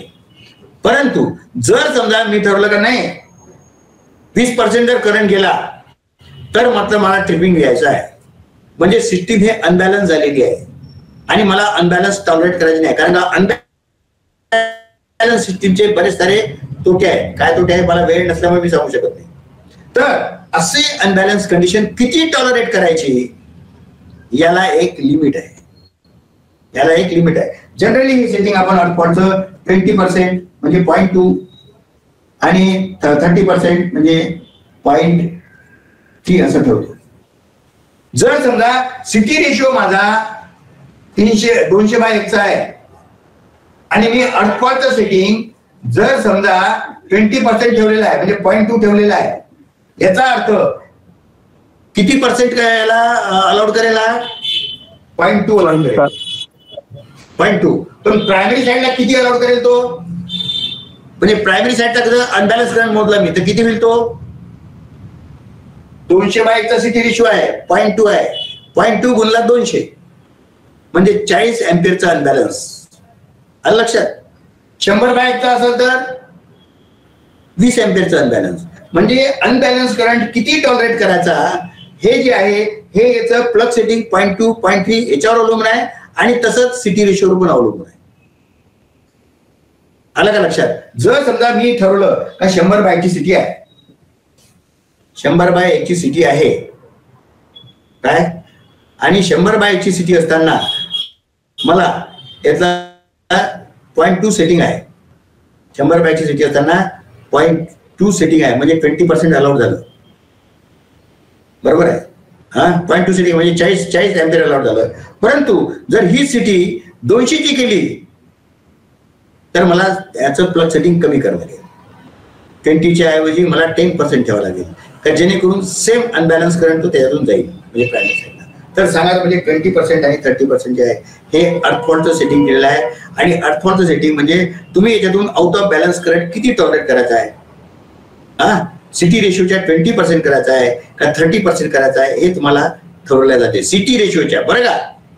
म्हणजे 200/1 ची सिटी असेल तर 20% म्हणजे 0.2 म्हणजे 40 एम्पियर, 30% म्हणजे 60 एम्पियर. हे जर सिटी 100 एम्पियरची जर असेल तर 20% म्हणजे 0.2 म्हणजे 20 एम्पियर आणि 0.3 म्हणजे 30 एम्पियर. कल्पना लक्षात येईल तुमच्या.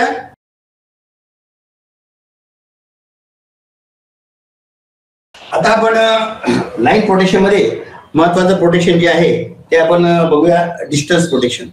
तर आपल्या लाईनला जे काही मेन प्रोटेक्शन आहे हे मेन प्रोटेक्शन आपलं डिस्टन्स प्रोटेक्शन म्हणून आपण उपयोग करतो. आता ओव्हर करंट अर्थफॉल्ट प्रोटेक्शन हे प्रोटेक्शन आणि डिस्टन्स प्रोटेक्शन हे दोन प्रोटेक्शन आपण जनरली लाईनला दिलेले आहे. ओके. तर डिस्टन्स प्रोटेक्शन याला म्हणतात मेन प्रोटेक्शन आणि ओव्हर करंट अर्थफॉल्ट प्रोटेक्शन याला म्हणतात बॅकअप प्रोटेक्शन. असं का म्हटलेलं आहे. बॅकअप आणि मेन प्रोटेक्शन मध्ये काय फरक आहे तर बेसिकली बॅकअप आणि मेन प्रोटेक्शन मध्ये फरक असा आहे का मेन प्रोटेक्शन हे जे आहे यांनी पहिले ऑपरेट व्हायचं आहे. That is called as a primary protection, the protection which is operating first. आणि दुसरी गोष्ट अशी की ऑपरेटिंग फर्स्ट तर आहेच आहे पण तो नो डिले आहे म्हणजे इन्स्टंटेनियस आहे. फॉल्ट आल्यानंतर इमिजिएटली तो ऑपरेट होईल, तर ते मेन प्रोटेक्शन. परंतु मेन प्रोटेक्शन जर फेल झालं मेन प्रोटेक्शन जर फेल झालं तर त्याच्या पाठीमागे दुसरं प्रोटेक्शन मला पाहिजे आहे, ज्याला आपण म्हणतो की नाही आजकाल प्लॅन एन प्लॅन बी. तर तसं प्रोटेक्शन ए आणि प्रोटेक्शन बी. तर प्लॅन बी मध्ये जे प्रोटेक्शन आहे ते सेकंडरी प्रोटेक्शन किंवा बॅकअप प्रोटेक्शन आहे, over current and earthquake protection. जर समजा नाही after some time delay over current earthquake protection operate. Over current earthquake प्रोटेक्शनचे काही ड्रॉबॅक्स आहेत.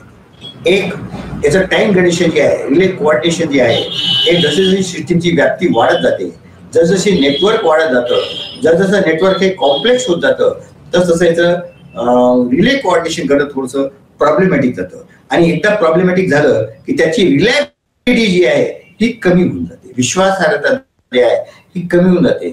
ओव्हर करंट अर्थक्वेक प्रोटेक्शन मध्ये काय आहे की जी काही ऑपरेटिंग क्वांटिटी आहे ती आहे करंट. मग फक्त करंट वाढला की आपण ते सगळं प्रोटेक्शन ऑपरेट करणार, म्हणजे एकच क्वांटिटी जी आहे ती डिसिजन घेणार.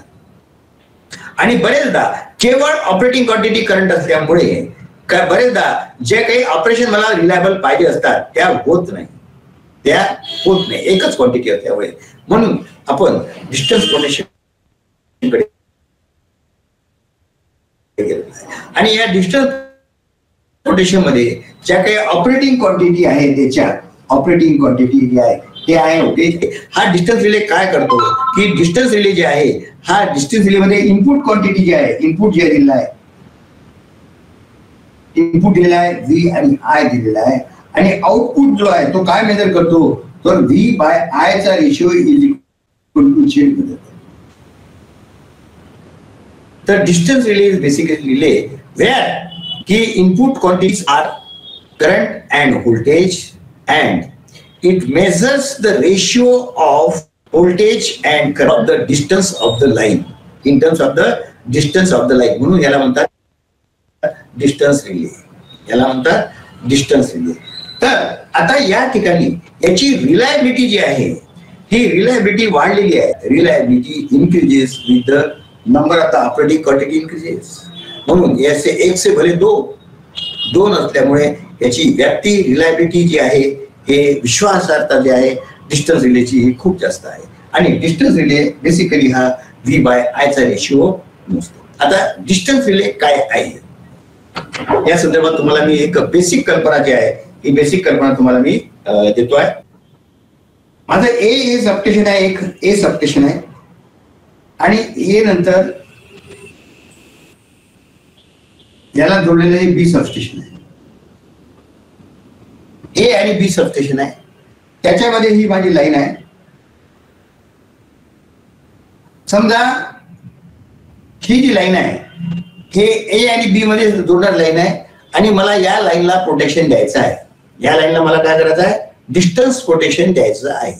आता या लाईनला मला डिस्टन्स प्रोटेक्शन द्यायचं असेल तर आता मी या लाईनला काय म्हणू, ए लाईन बिटवीन ए बी. मग या लाईनला मी म्हणतो प्रोटेक्टेड लाईन, ज्याला प्रोटेक्शन द्यायचं आहे त्याचं नाव मी दिलं प्रोटेक्टेड लाईन आणि त्याचा शॉर्ट फॉर्म आहे PL, protected line A B. याची लेंथ किती आहे तर ए बी जी आहे ती 100 किलोमीटर, 100 किलोमीटरची लाईन आहे. आता या लाईनचे कॅरेक्टरिस्टिक जे आहेत म्हणजे या लाईनचा रेजिस्टन्स किती आहे, या लाईनचा इम्पिडन्स किती आहे, या लाईनचा रिएक्टन्स किती आहे, हे सगळे कॅरेक्टरिस्टिक जे आहेत, या लाईनची जाडी किती आहे, याच्यात स्ट्रँड किती आहे, याच्यात एसीएसचा बनतात त्याचं काय आहे, हे सगळे स्पेसिफिकेशन आम्हाला आपल्या कंपनीकडनं किंवा मॅन्युफॅक्चरकडनं मिळत असतात. तर यातला एक महत्वाचा डेटा मी तुम्हाला या ठिकाणी सांगतो की या लाईनचा इम्पिडन्स, या लाईनचा इम्पिडन्स जो आहे हा झेड जो आहे, हा झेड जो आहे हा Z is equal to 0.1 ohms per kilometre. म्हणजे एका किलोमीटरला 0.1 ओम इतका याचा इम्पिडन्स आहे. समजा हा डेटा मला आता इथं मिळालेला आहे. बरं, इम्पिडन्स काय म्हटलंय मी याला V by I is equal to Z म्हटलंय मी आर काय नाही म्हटलंय. प्युअरली रेजिस्टिव्ह सर्किट असेल तर V by I is equal to R, परंतु एसी सिस्टीम ही प्युअरली रेजिस्टिव्ह राहण्याचे चान्सेस खूप कमी आहेत. अल्टरनेटिव्ह करंट सिस्टीम असल्यामुळे इंडक्टन्स आणि कॅपॅसिटन्स हे पॅरामीटर आलेले आहे आणि हे पॅरामीटर आल्यामुळे या आर सोबत हा एक्स आलेला आहे आणि हा एक्स जो आहे याच्यामध्ये XL आणि XC हे दोन्ही आलेले आहे, हे दोन्ही आले. त्याच्यामुळं मला R आणि J X या दोघांचं जेव्हा मला क्वांटिटी दाखवायची आहे तर ही क्वांटिटी ही R नसून केवळ R नसून ती झेडच्या स्वरूपात आहे, ती झेडच्या स्वरूपात आहे. एसी सिस्टीम मध्ये इंडक्टन्सचा इफेक्ट असल्यामुळे आपण केवळ रेजिस्टन्स कन्सिडर न करता मला त्याचा इंडक्टिव्ह रिॲक्टन्स पण कन्सिडर करायचा आहे आणि त्या कारणास्तव जी क्वांटिटी मेजर्ड केल्या जाते ती क्वांटिटी प्युअर रेजिस्टिव्ह नसून त्यामध्ये रिॲक्टन्स पण कन्सिडर केलेला आहे आणि म्हणून मी त्याला नाव दिलेलं आहे झेड. मग आता या डिस्टन्स रिले मध्ये मी तुम्हाला म्हटलं इनपुट क्वांटिटी काय आहे, तर इनपुट क्वांटिटी माझी व्होल्टेज आणि करंट आहे. तर आता मी एक रिले मी या ठिकाणी लावला, हा सिटी जो आहे सुद्धा हा रिले आहे, आलं का लक्षात. आणि या ठिकाणी मी पीटी लावलेली आहे, ही बस पीटी आहे. आता मी काय केलेलं आहे की याचं जे काही व्होल्टेज आहे हे आहे व्होल्टेज व्ही, पीटी पासून घेतलेलं व्होल्टेज व्ही, आणि हा जो आहे हा करंट आय, आणि हा जो आहे हा रिले जो आहे हा माझा झेड.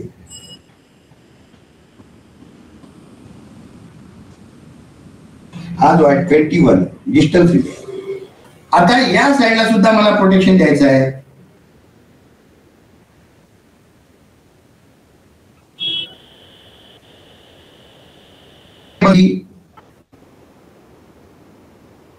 इथून पुन्हा आउटपुट दिला हा जो आहे हा आणि आय बी व्ही ए या ठिकाणी सुद्धा मी एक लिडी लावलेला आहे, डिस्टन्स रिले 20. याच्या पुढे एक लाईन दिलेली आहे सी, या लाईनची लेंथ आहे 60 किलोमीटर पण दिलेला आहे.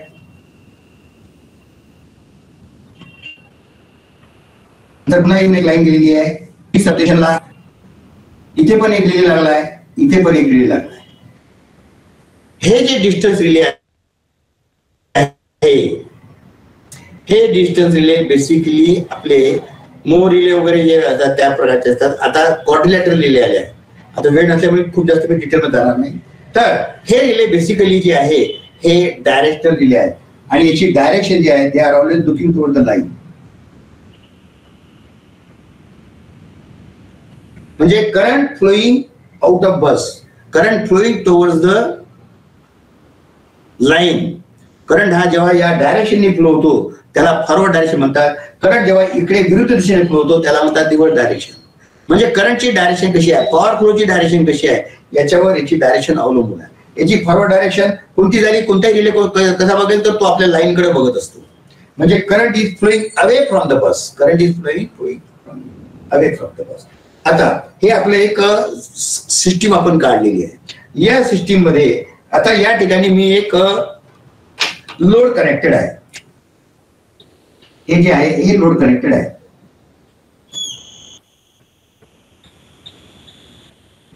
लोड कनेक्टेड आहे. आता हे जे लोड आहे हे लोड समजा या ठिकाणी चाललेलं आहे.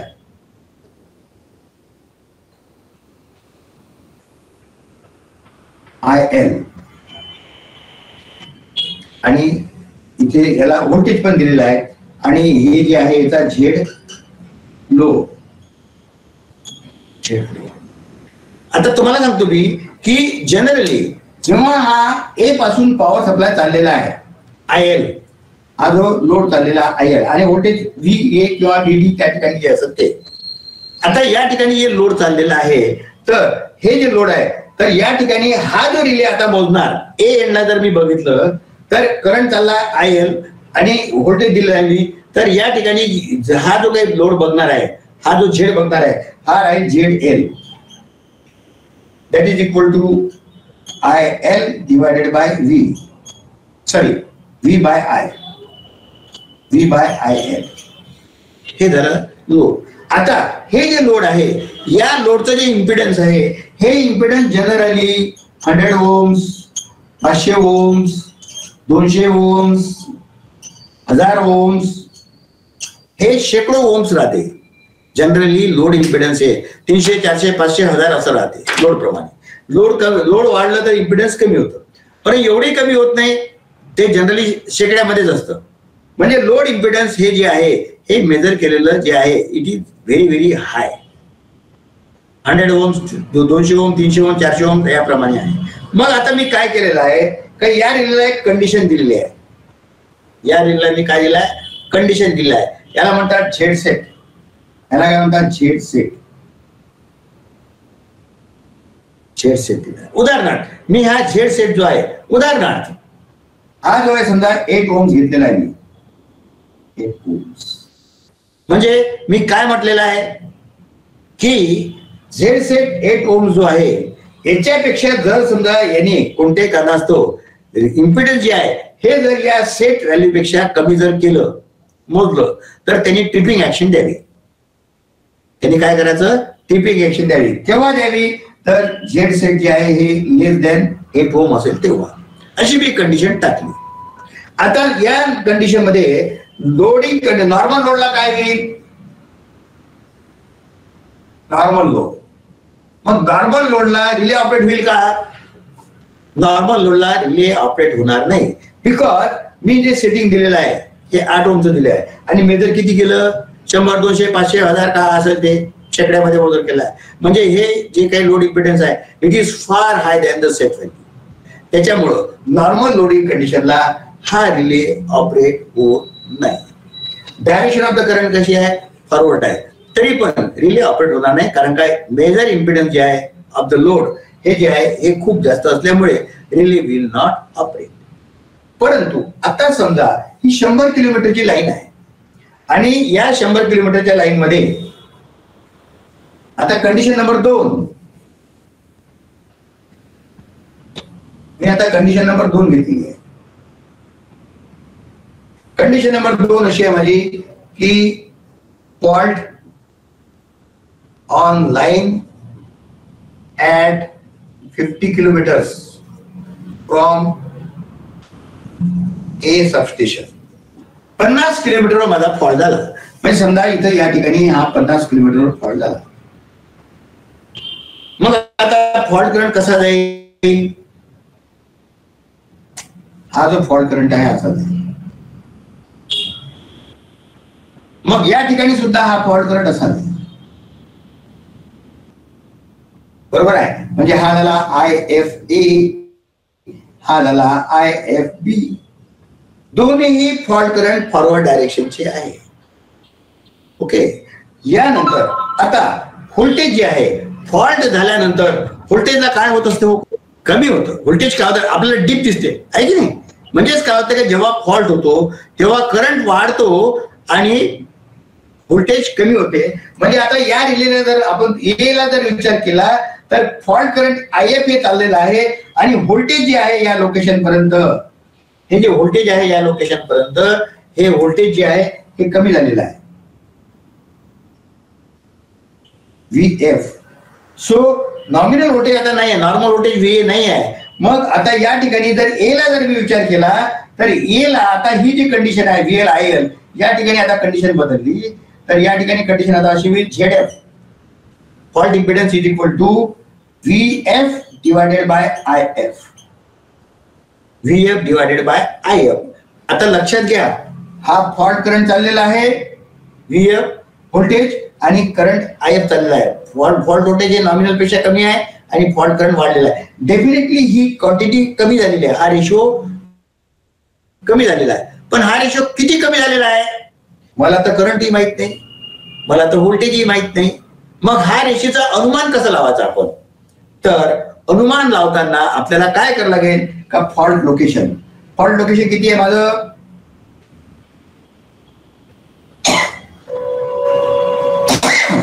पन्नास किलोमीटरवर फॉल्ट लोकेशन किती आहे. मग 50 किलोमीटरवर फॉल्ट आहे तर मग माझा या फॉल्ट लोकेशनचं इम्पिडन्स काय आहे, याचे माझ्याजवळ करंट आणि व्होल्टेज जरी नसेल तरी याचं मला कॅल्क्युलेशन करता येते. तर या ठिकाणी याचं इम्पिडन्स जे आहे ZF इज इक्वल टू काय होईल, fault location 50 kilometre, ZF is equal to 50 kilometre गुन्हेला त्याचा इम्पिडन्स किती आहे 0.1 ओम्स पर किलोमीटर. मग याचे उत्तर किती येते 5 ओम्स. आता बघा काय या फॉल्ट लोकेशनला याची सेट व्हॅल्यू मी 8 ठेवली आहे आणि ऍक्च्युअल आली की किती 5 ओम्स. म्हणजे रिले काय होईल ऑपरेट होईल. का होईल कारण का डायरेक्शन सुद्धा मॅच झालेली आहे आणि तुमचं फॉल्ट इम्पिडन्स जे आहे हे सुद्धा सेट व्हॅल्यू पेक्षा कमी आहे. हे सुद्धा सेट व्हॅल्यू पेक्षा कमी आहे आणि त्यामुळे तुमचा हा जो डिस्टन्स रिले आहे हा आपला ऑपरेट होईल. बरोबर आहे. म्हणजे नॉर्मल लोडिंग कंडिशनला स्टेबल राहील परंतु फॉल्ट कंडिशनला आणि त्याची व्हॅल्यू त्याच्यापेक्षा जर कमी असेल सेट व्हॅल्यू पेक्षा तर तो हा रिले ऑपरेट होईल. याचा प्रिन्सिपल. आता याच्यामध्ये आपण नुसतं आपण एकच कंडिशन दिलेली नाही आहे. या रिलेमध्ये आपण झोन सेटिंगच्या 2-3 कंडिशन टाकलेले आहे. तर दुसरी कंडिशन आता मी टाकू शकतो की याला म्हणतात रिच. याला म्हणतात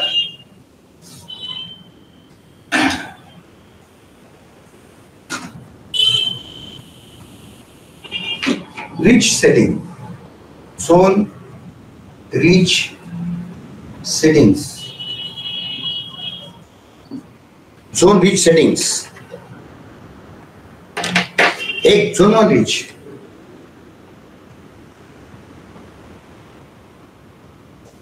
झोनल रीच जी आहे ती zonal reach is equal to 80% of the line protected line into 0.1 ohms per kilometre. 0.1 ohm per kilometre. So this comes out to 80 kilometre म्हणजे 0.8 गुणिला 100. प्रोटेक्टेड लाईन म्हणजे 100 आहे. ओके गुणिला 0.1. So it is equal to 8 ohms. हे माझी झाली Z1 reach. Zone 1 ची reach झाली. आणि Z1T जो आहे जेव्हा फॉल्ट झोन 1 मध्ये येतो त्यावेळेस झोन 1 चा ऑपरेशन आहे हे आहे instantaneous.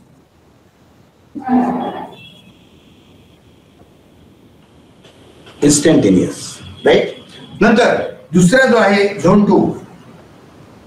Zone 2 is equal to 100% of protected line plus 50% of adjacent म्हणजे शेजारची शॉर्टेस्ट जे काही छोटी लाईन आहे लाईन गुणिला 0.1 ओम्स पर किलोमीटर. म्हणजे आता 100% ऑफ प्रोटेक्टेड लाईन म्हणजे किती झालेली आहे 100% प्रोटेक्टेड लाईन म्हणजे 100 किलोमीटर झाली. नंतर 50% ऑफ ऍडजेसंट शॉर्टेज लाईन ही आहे 60 किलोमीटर ही आहे 100 किलोमीटर.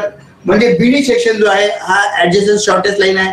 मग बीडी सेक्शनचा 50% म्हणजे 30 किलोमीटर झालं. बरोबर आहे.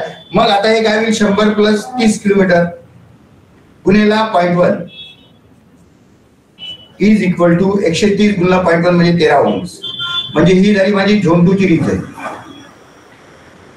आणि झोन 2 चा जो टायमिंग आहे हा Z2T is equal to generally आपण 0.3 और 0.4 सेकंद घेतलेला आहे. म्हणजे जर फॉल्ट हा झोन 2 मध्ये असेल तर झोन 1 जर ऑपरेट झाला नाही तर झोन 2 मध्ये तो 0.4 सेकंद किंवा 0.3 सेकंदानंतर बघेल. म्हणजेच काय की zone 1 is backup to zone 2. जर झोन 2 मध्ये झाला नाही तर तो झोन 1 मध्ये होईल. ओके. सॉरी हा जर झोन 1 मध्ये झाला नाही तर झोन 2 मध्ये होईल. म्हणजे zone 2 is backup to zone 1. नंतर तिसरा जो आहे हा zone 3. Zone 3 is equal to 100% of protected line 100% of protected line plus 100% of adjacent longest line गुणिला 0.1 म्हणजे याचा अर्थ झाला की ही 100% म्हणजे 100 किलोमीटर प्लस लॉंगेस्ट लाईन बीडी सेक्शन आहे तर हे 100 आणि 100 200. ओके. तुम्हाला याच्यावर ऍडिशनल मार्जिन द्यायचे असेल तर देता येते. तर या ठिकाणी कमीत कमी सेटिंग झालेला आहे तर झोन 3 100 म्हणजे 100 किलोमीटर प्लस 100 किलोमीटर गुणिला 0.1 is equal to zone 3 is equal to ते झालं 20 ओम्स. आणि ZTT जो आहे ZTT is equal to 700 milli second म्हणजे 0.7 सेकंद. आणि एक रिव्हर्स झोन पण असतो का त्याचा टायमिंग जो रिव्हर्स फॉल झाला असेल या साईडला फॉल झाला असेल तर याला पण आपण दिला आहे त्याचा सेकंद जो आहे तो 1 सेकंद दिलेला आहे. बरोबर आहे. तर याप्रमाणे आपण हे सेटिंग केलेलं आहे. याप्रमाणे आपण सेटिंग केलेलं आहे. तर झोन 1 झोन 2 झोन 3 चं रीच याप्रमाणे दिलेलं आहे. तुम्हाला काही प्रश्न विचारायचा अप टू दिस पॉइंट?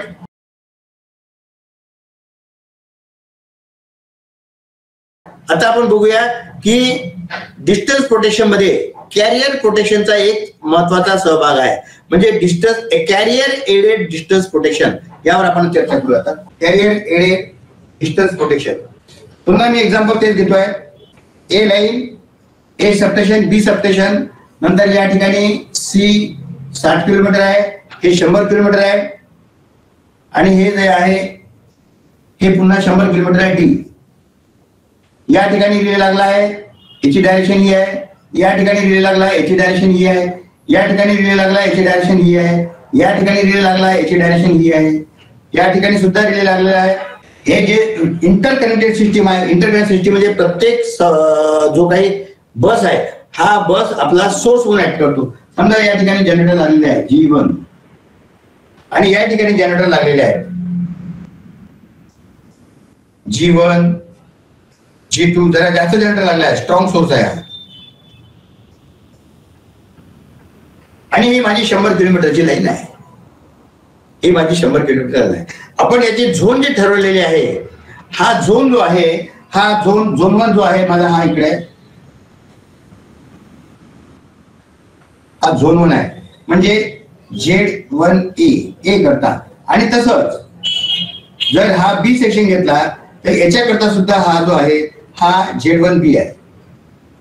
म्हणजे इकडून इकडे 80 किलोमीटर बीच झोन 1 रीच आणि इकडून इकडे 80 किलोमीटर हे 80 किलोमीटर हे जे आहे हे याची रीच आहे म्हणजे 80 किलोमीटर्स 0.8 राईट. आता लक्षात घ्या समजा माझा फॉल्ट जो आहे हा फॉल्ट या ठिकाणी फॉल्ट झाला आणि हे फॉल्ट लोकेशन जे आहे हे फॉल्ट लोकेशन 90 किलोमीटरचं आहे. हे फॉल्ट लोकेशन 90 किलोमीटरचं आहे. ए पासून 90 किलोमीटर आणि बी पासून 10 किलोमीटरचा आहे. म्हणजे हे जे अंतर आहे बी पासून 10 किलोमीटर आणि याच्यापासून जे आहे हे 90 किलोमीटर आहे. मला सांगा आता आणि या ठिकाणी फॉल्ट झाला. फॉल्ट करंट जो आहे हा असा चालला इकडे आणि इकडून हा इकडे चालला. म्हणजे फॉल्ट करंट हा दोन्ही बाजूनी फॉरवर्ड डायरेक्शनने आहे. म्हणजे याचा अर्थ फॉल्ट इन बिटवीन लाईन आहे परंतु एकाच्या एच्या झोन 2 मध्ये आहे आणि बीच्या झोन 1 मध्ये आहे. बरोबर आहे. आता मला सांगा हे जो आहे या ठिकाणावरून ट्रिपिंग झोन 1 मध्ये होईल का झोन 2 मध्ये होईल? ए वरून एचा रिले हा जो फॉल्ट आहे हा झोन 1 मध्ये बघेल का झोन 2 मध्ये बघेल? तर हा जो आहे हा 90 किलोमीटर आहे म्हणजे झोन 1 ची रीच किती आहे 80 किलोमीटर आहे. मग त्याच्या बाहेर गेला आहे म्हणजे हा जो फॉल्ट आहे हा झोन 2 मध्ये येईल. ए जो आहे हा फॉल्ट झोन 2 मध्ये बघेल म्हणजे किती वेळानंतर ट्रिप होईल 300 मिली सेकंदानंतर. किती झोन 2 टाइम हा 300 मिली सेकंदाचा आहे म्हणजे 0.3 सेकंदाचा आहे. 0.3 सेकंदानंतर ट्रिप होईल. परंतु बी एन डी हा फॉल्ट जो आहे हा 10 किलोमीटर आहे म्हणजे 80 किलोमीटरच्या आत आहे म्हणजे हा झोन 1 मध्ये आहे म्हणजे बी एन डी हा जो फॉल्ट आहे हा इन्स्टंटेनियसली क्लिअर होईल. हा जो फॉल्ट आहे हा इन्स्टंटेनियसली क्लिअर होईल म्हणजे फॉल्ट हा दोन्हीकडून क्लिअर होईल. बरं आता आपण करंटच्या बाबतीत बघू का हा जो काही माझा फॉल्ट करंट चाललेला आहे या ठिकाणी हा आय ए हा जो आहे हा समजा 15 एम्पियर आहे आणि हा जो करंट आहे हा बी साइडनं हा आयडी जो आहे हा समजा माझा 5000 एम्पियर करंट आहे. याचं कारण काय की इकडे 4 जनरेटर आहे म्हणजे स्ट्रॉंग सोर्स आहे त्याच्यामुळं हा जो फॉल्ट करंट आहे हा 20,000 एम्पियरचा आहे. आणि हा जो काही फॉल्ट आहे 10 किलोमीटर झालेला बी पासनं 5000 एम्पियरचा करंट हा झोनल मध्ये म्हणजे इन्स्टंटेनियसली क्लिअर केला. परंतु जो ए एंडचा जो फॉल्ट आहे, ए एंडने हा झोन 2 मध्ये फॉल्ट बघतो आणि याचं करंट कॉन्ट्रीब्युशन किती आहे? 20,000 एम्पियरचं कॉन्ट्रीब्युशन आहे. मग 20,000 एम्पियर वाला फॉल्ट हा 300 मिली सेकंदापर्यंत चालला. फॉल्ट क्लिअर होऊन राहिला, पण एक फॉल्ट इमिजिएट लो करंट वाला फॉल्ट इमिजिएट होऊन राहिला आणि हाय करंट वाला फॉल्ट जो आहे हा 300 मिली सेकंदात होऊन राहिला, कारण का तो झोन 2 मध्ये गेलेला आहे. ही जी सिच्युएशन आहे, मग हे बरोबर आहे का हो? 20,000 वालेले 300 मिली सेकंडचा टाइम आणि 5,000 वालेले पटकन होऊन राहिला. याचा सिस्टीमवर अनिष्ट परिणाम होऊ शकतो. यामध्ये डिलेड फॉल्ट क्लिअर झाल्यामुळे याच्यामध्ये जे येणारे इक्विपमेंट आहे हे स्ट्रेस होऊ शकतात. एखादी सिटी उडू शकते, एखादं काही होऊ शकते, जम्पर जाऊ शकते, काही होऊ शकते. आणि 300 मिली सेकंदापर्यंत आपण फॉल्ट हा डिले जो आहे अलाउ करू शकत नाही. आणि पर्टिक्युलरली हे जर 400 केव्ही असेल, 220 केव्ही असेल, तर याच्यामध्ये तर बिलकुलच नाही. कुठलाही फॉल्ट इन्स्टंटेनियसली क्लिअर झाला पाहिजे हे आपलं. मग आता ही सिच्युएशन आल्यानंतर मला काय करता येईल? तर या ठिकाणी आपण कॅरियर सिस्टीम जी आहे याचा उपयोग केलेला आहे. तर या एंडला पण कॅरियर सिस्टीम लावली, कॅरियर सिस्टीम लावली सीसी, आणि या ठिकाणी पण कॅरियर कम्युनिकेशन सिस्टीम लावलेली आहे. हे ए एंड आहे आणि हे बी एंड आहे. आता या कॅरियर कम्युनिकेशन सिस्टीम मध्ये मी त्याचं नाव दिलेलं आहे PUTT, permissive under reach transfer trip. अशी स्कीम जनरली आपण कॅरियर प्रोटेक्शन देताना करतो आहे. हे कॅरियर प्रोटेक्शन कशाकरता दिलं आहे? तर हा जो डिलेड फॉल्ट आहे एएनडी होणारा आणि हाय करंट वाला फॉल्ट आहे, याला मला इमिजिएटली ट्रिप करायचा आहे. मग याच्याकरता मी कॅरियर हे केलेला आहे. मग कॅरियर करताना मी काय केलं, लॉजिक काय वापरलाय बघा. हा काय केलाय, काय ज्याच्या झोन 1 मध्ये फॉल्ट असेल त्यांनी दुसऱ्या एंडला सिग्नल पाठवा. मग झोन 1 मध्ये फॉल्ट कोणाच्या एंड आहे? तर झोन 1 मध्ये फॉल्ट जो आहे तो बीच्या एंडला आहे. एच्या एंडला झोन मध्ये फॉल्ट आहे, एच्या एंडला झोन 2 मध्ये आहे. मग हा बी वाला ए ला सिग्नल पाठवतो. बी वाला काय करतो, ए ला सिग्नल पाठवतो, कॅरियर पाठवतो.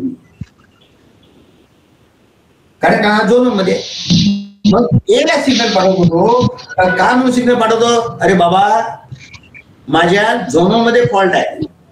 हा काय म्हणतो याला, बाबा माझ्या झोन 1 मध्ये फॉल्ट आहे. जर का समजा तुझ्या झोन 2 मध्ये फॉल्ट असेल तर तू 300 मिली सेकंदाची वाट नको पाहू राजा. तू 300 मिली सेकंदाची वाट पाहू नको. माझ्या झोन 1 मध्ये फॉल्ट आहे आणि तुझ्या झोन 2 मध्ये असेल तर तू इमिजिएटली ट्रिप होऊन जा. इमिजिएटली ट्रिप होऊन जा. म्हणजे काय केलं, म्हणजेच काय, हा झोन 2 खाऊन आला काय, याची जी काही रीच सेट आहे 80% त्याच्यापेक्षा बाहेर गेला म्हणजे ओव्हर रीच झाला.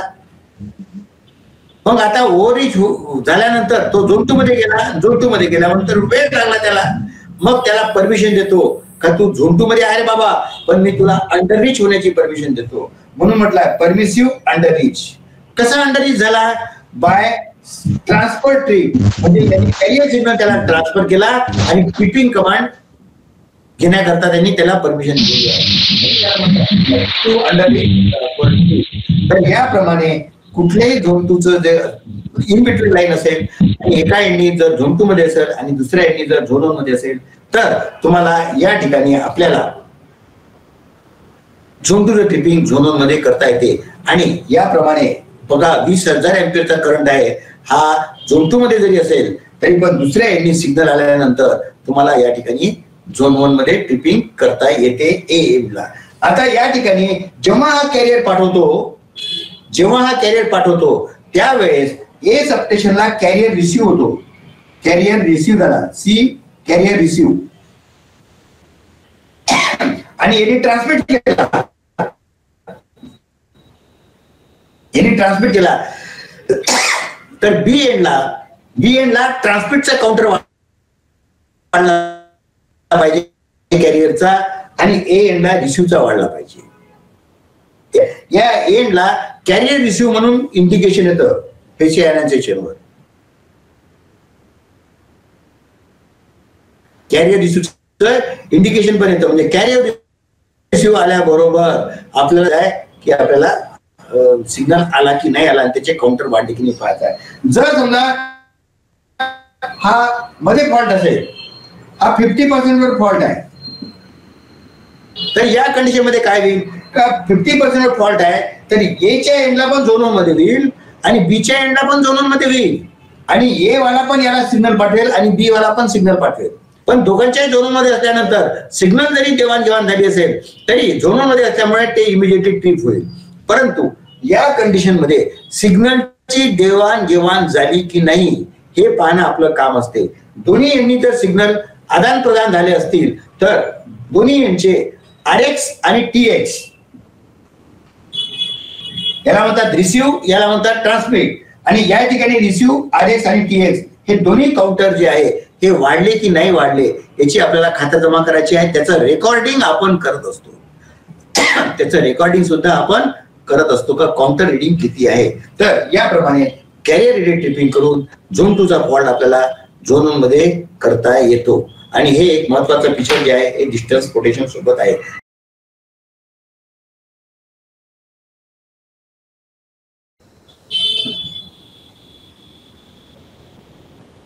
डिस्टन्स प्रोटेक्शनचं पुन्हा एक महत्वाचं जे फीचर आहे हे फीचर आहे ऑटो रिक्लुजन.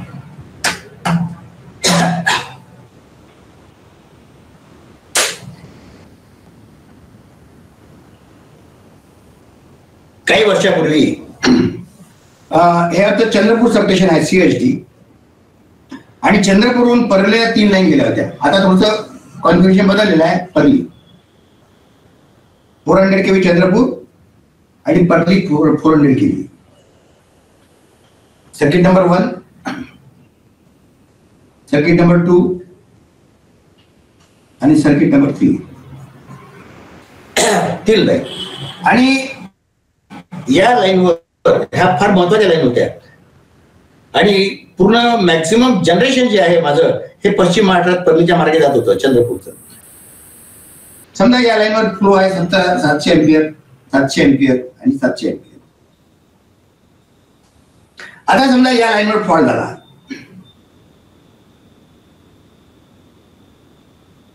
ऑटो रिक्लुजन स्कीम नाही आहे आणि R phase to ground fault झाला. त्यावेळेस मग हे लाईन ट्रिप होईल.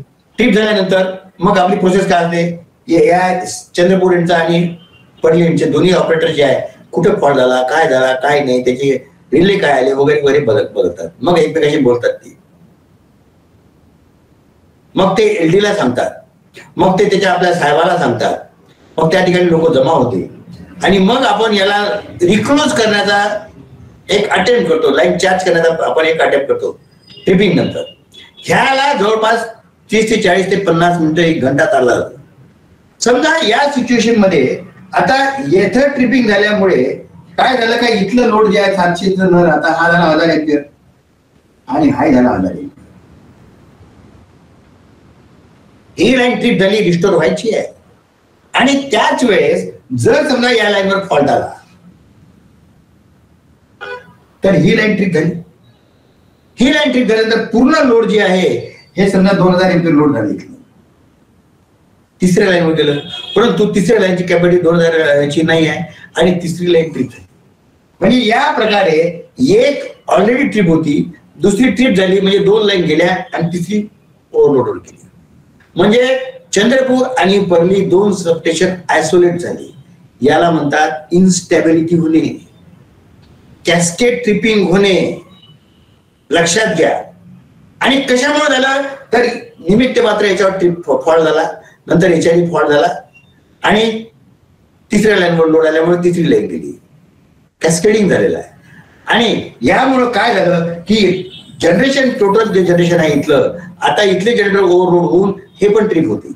म्हणजे जनरेटर आउट ऑफ स्टेप झाले, जनरेटर आउट ऑफ स्टेप झाले किंवा जनरेशन बसलं. याला म्हणतात instability in the system. Instability in the system because of tripping of the lines. स्टॅबिलिटीचा अर्थ काय?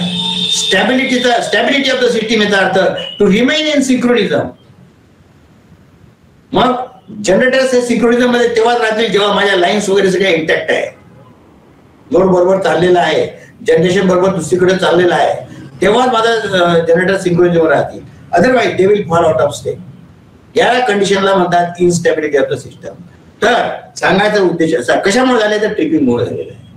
अशी इन्स्टेबिलिटी होऊ नये म्हणून आपण ऑटो डिक्लोजिंग स्कीम वापरली आहे. ऑटो डिक्लोजिंग स्कीम कशा करता वापरली आहे तर सिंगल फेज फॉल्ट आणि सिंगल शॉट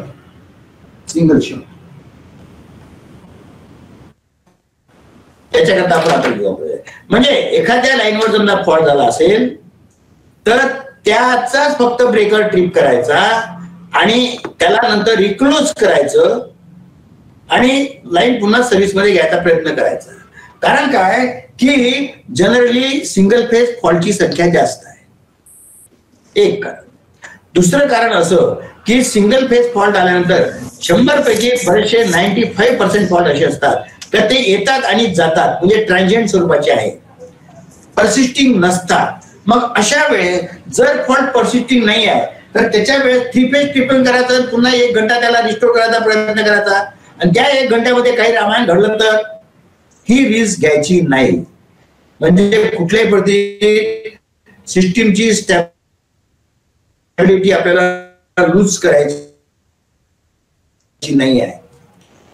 सिस्टीम फेजवर असेल तोच फेज स्ट्रिप होईल आणि तो फेज स्ट्रिप झाल्यानंतर एक अटेम्प्ट आपण घेऊन त्याला रिक्लोज करायचं काय आणि रिक्लोज करून आपण लाईन ती रिस्टोर करायचा. समजा हे लाईन ट्रिपिंग इन्स्टंट आहे, हे ट्रिपिंग इन्स्टंट आहे. ट्रिपिंग झाल्यानंतर जवळपास 1 सेकंदाचा टाइम जो आहे 1 सेकंद याला म्हणतात डेड टाइम आणि 1 सेकंदानंतर ऑटो रिक्लोजची कमांड पाठवली जाते. ऑटो डिक्लोजिंग करण्याकरता जेवढे काही लाईन्स आहेत त्या लाईन्सला आपला इंडिव्हिज्युअल पोल ऑपरेटेड ब्रेकर्स असतात. आर फेजचा एक पोल, वाय फेजचा एक पोल आणि बी फेजचा एक पोल. ट्रान्सफॉर्मरला आपण गँग ऑपरेटर वापरतो. 400 kV ला ट्रान्सफॉर्मर आणि लाईन्सला सगळे इंडिव्हिज्युअल पोल आहेत, गँग ऑपरेटेड शक्य नसल्यामुळे. ओके, परंतु 220 kV लाईन वगैरे जे आहे ज्या ठिकाणी ट्रान्सफॉर्मर आहेत त्या ठिकाणी आपण गँग ऑपरेटर वापरतो आणि लाईन्सला मात्र इंडिव्हिज्युअल पोल ऑपरेटर वापरतो. कारण काय का आपल्याला ऑटो डिक्लोजिंग शक्य झालं पाहिजे त्याच्याकरता. गँग ऑपरेटर असेल तर आपण ऑटो डिक्लोजिंग शक्य आहे, बरोबर आहे. तर सिंगल 1 सेकंद हा डेड टाइम आहे आणि 1 सेकंदानंतर दुसरा टायमर चालू होतो, हा झाला T1 आणि दुसरा टायमर जो आहे T2 हा आहे 25 सेकंदाचा. याला म्हणतात रिक्लेम टाइम. Reclaim time. आता ऑटो डिक्लोजिंग मध्ये काय काय होते बघा. ऑटो डिक्लोजिंग मध्ये काय काय होतं हे बघा. एक बघा, आता समजा ट्रिपिंग झालं, हा ट्रिपिंगचा जो इन्स्टन्स आहे 0 इन्स्टन्स, T = 0. ट्रिपिंग झालं. ट्रिपिंग झाल्यानंतर 1 सेकंदानंतर त्याला म्हणतात डेड टाइम. डेड टाइम नंतर रिक्लोज कमांड पाठवली जाते, ऑटो रिक्लोज कमांड पाठवली जाते. आता जर समजा फॉल्ट परसिस्ट नसेल, जर फॉल्ट परसिस्ट नसेल तर तुमचा ब्रेकरचा पोल जो आहे तो रिक्लोज होईल. जो फॉल्टी फेज आहे तेवढा ट्रिप होईल आणि फॉल्ट परसिस्ट नसेल तर तो पोलला रिक्लोजिंग कमांड घ्यायला तर तो रिक्लोज होईल. आता रिक्लोज झाल्यानंतर जर का समजा T2 सेकंद टायमर 2 चालू होते, रिक्लोज झाल्याबरोबर टायमर 2 चालू होते T2, त्याला म्हणतात रिक्लेम टाइम. हा 25 सेकंदाचा आहे. तर या 25 सेकंदामध्ये जर फॉल्ट आला नाही, जर फॉल्ट आला नाही तर तुम्हाला येतं ऑटो रिक्लोज सक्सेसफुल.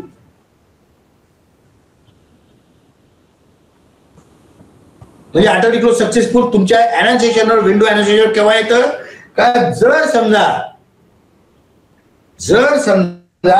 ऑटो रिक्लोज झाल्यानंतर 25 सेकंदाच्या अंतरमध्ये फॉल्ट आला नसेल किंवा फॉल्ट परसिस्ट नसेल तर तुम्हाला ऑटो रिक्लोज सक्सेसफुल हे इंडिकेशन येतं.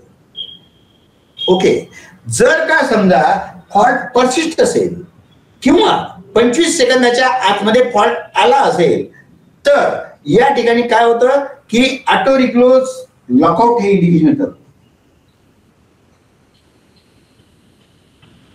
ऑटो रिक्लोज लॉकआउट होऊन 3 फेज ट्रिप येतं. ऑटो रिक्लोज लॉकआउट होतं आणि 3 फेज ट्रिप होतं. याचा अर्थ असा तिन्ही फेज ट्रिप झालेला आहे, 86 लॉकआउट रिले आलेला आहे आणि जोपर्यंत तुम्ही याला रिसेट करत नाही, नॉर्मल करत नाही, तोपर्यंत ऑटो रिक्लोजिंगचा अटेम्प्ट होणार नाही. ऑटो रिक्लोजचा अटेम्प्ट होणार नाही, म्हणजे याला ऑटो रिक्लोज अटेम्प्ट म्हणतात. जर का समजा 25 सेकंद निघून गेले, ऑटो रिक्लोज सक्सेसफुल आलं, तर 25 सेकंदानंतर जर फॉल्ट आला येत असेल तर त्यावेळेस पुन्हा ऑटो रिक्लोज सक्सेसफुल माझं आल्यामुळे 25 सेकंदाचा टाइम निघाल्यामुळे ऑटो रिक्लोज पुन्हा पुढचा फॉल्ट करता ऑटो रिक्लोजिंग करता तयार राहतो. तर असे ह्या दोन गोष्टी आहे. ऑटो रिक्लोज लॉकआउट केव्हा येते आणि 3 फेज ट्रिप होतं त्यावेळेस, आणि ऑटो रिक्लोज सक्सेसफुल केव्हा येतं, ह्या ज्या आहे ह्या तुमच्या ऑटो रिक्लोजिंग मध्ये येतात. ऑटो रिक्लोजिंग होण्याकरता पुन्हा एक कंडिशन तुमच्या याच्यावर येत असते, auto reclose unhealthy, auto reclose not ready, असं जे इंडिकेशन येतं ते कशामुळे येतं. तर ऑटो रिक्लोजिंग होण्याकरता 3-4 गोष्टी महत्वाच्या आहेत. 1, कॅरियर हेल्दी पाहिजे. 2, ट्रिप सर्किट हेल्दी पाहिजे. नंबर 3, गॅस प्रेशर ओके पाहिजे. नंबर 4, एअर प्रेशर असेल तर एअर प्रेशर ओके पाहिजे. हे जर सगळ्या गोष्टी असेल तर माझा ऑटो रिक्लोज रेडी राहतो आणि तेव्हाच माझा ऑटो रिक्लोजिंग होतं. हे जर ऑटो रिक्लोज रेडी नसेल आणि दुसरी गोष्ट ऑटो रिक्लोजिंग सर्किट मध्ये आहे, हे जर असेल तरच माझं ऑटो रिक्लोजिंग फंक्शन होतं. अदरवाईज तुमचं प्रत्येक वेळेस 3 फेज ट्रिप कमांड चालली जाते. तर ऑटो रिक्लोजिंग रेडी ठेवणे हे खूप जास्त महत्वाचं आहे. त्याच्यामुळे गॅस प्रेशर लो आलं किंवा काही आलं तर यावेळेस ऑटो रिक्लोज अनहेल्दी होऊ शकते. तर तुम्हाला हे पण त्या ठिकाणी बघायचं आहे. तर ही जी आहे हे ऑटो रिक्लोजिंग संदर्भात होतं.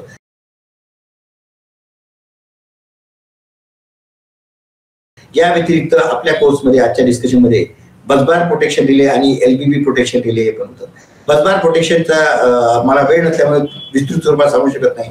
बसबार प्रोटेक्शन म्हणजे ज्या वेळेस एखाद्या बसवर फॉल्ट झाला असतो त्यावेळेस काय होतं की हेवी करंट फ्लो होतो, सगळ्या दिशेनं करंट फ्लो होतो आणि हा करंट जो आहे हा हेवी असल्यामुळे आणि या वेळेस जर बसवर फॉल्ट झाला तर लोकल लिंकचा कुठलाही ब्रेकर ट्रिप होत नाही. हे सगळे ब्रेकर जे आहे हे रिमोट एंडनं ट्रिप होतात झोन 2 मध्ये, आणि रिमोट एंडनं जेव्हा ट्रिप होते झोन 2 मध्ये त्यावेळेस असा हा इतका हाय करंट जो आहे हा झोन 2 मध्ये 300 मिली सेकंदापर्यंत वाढतो आणि या कंडिशन मध्ये काहीही प्रॉब्लेम होऊ शकतात.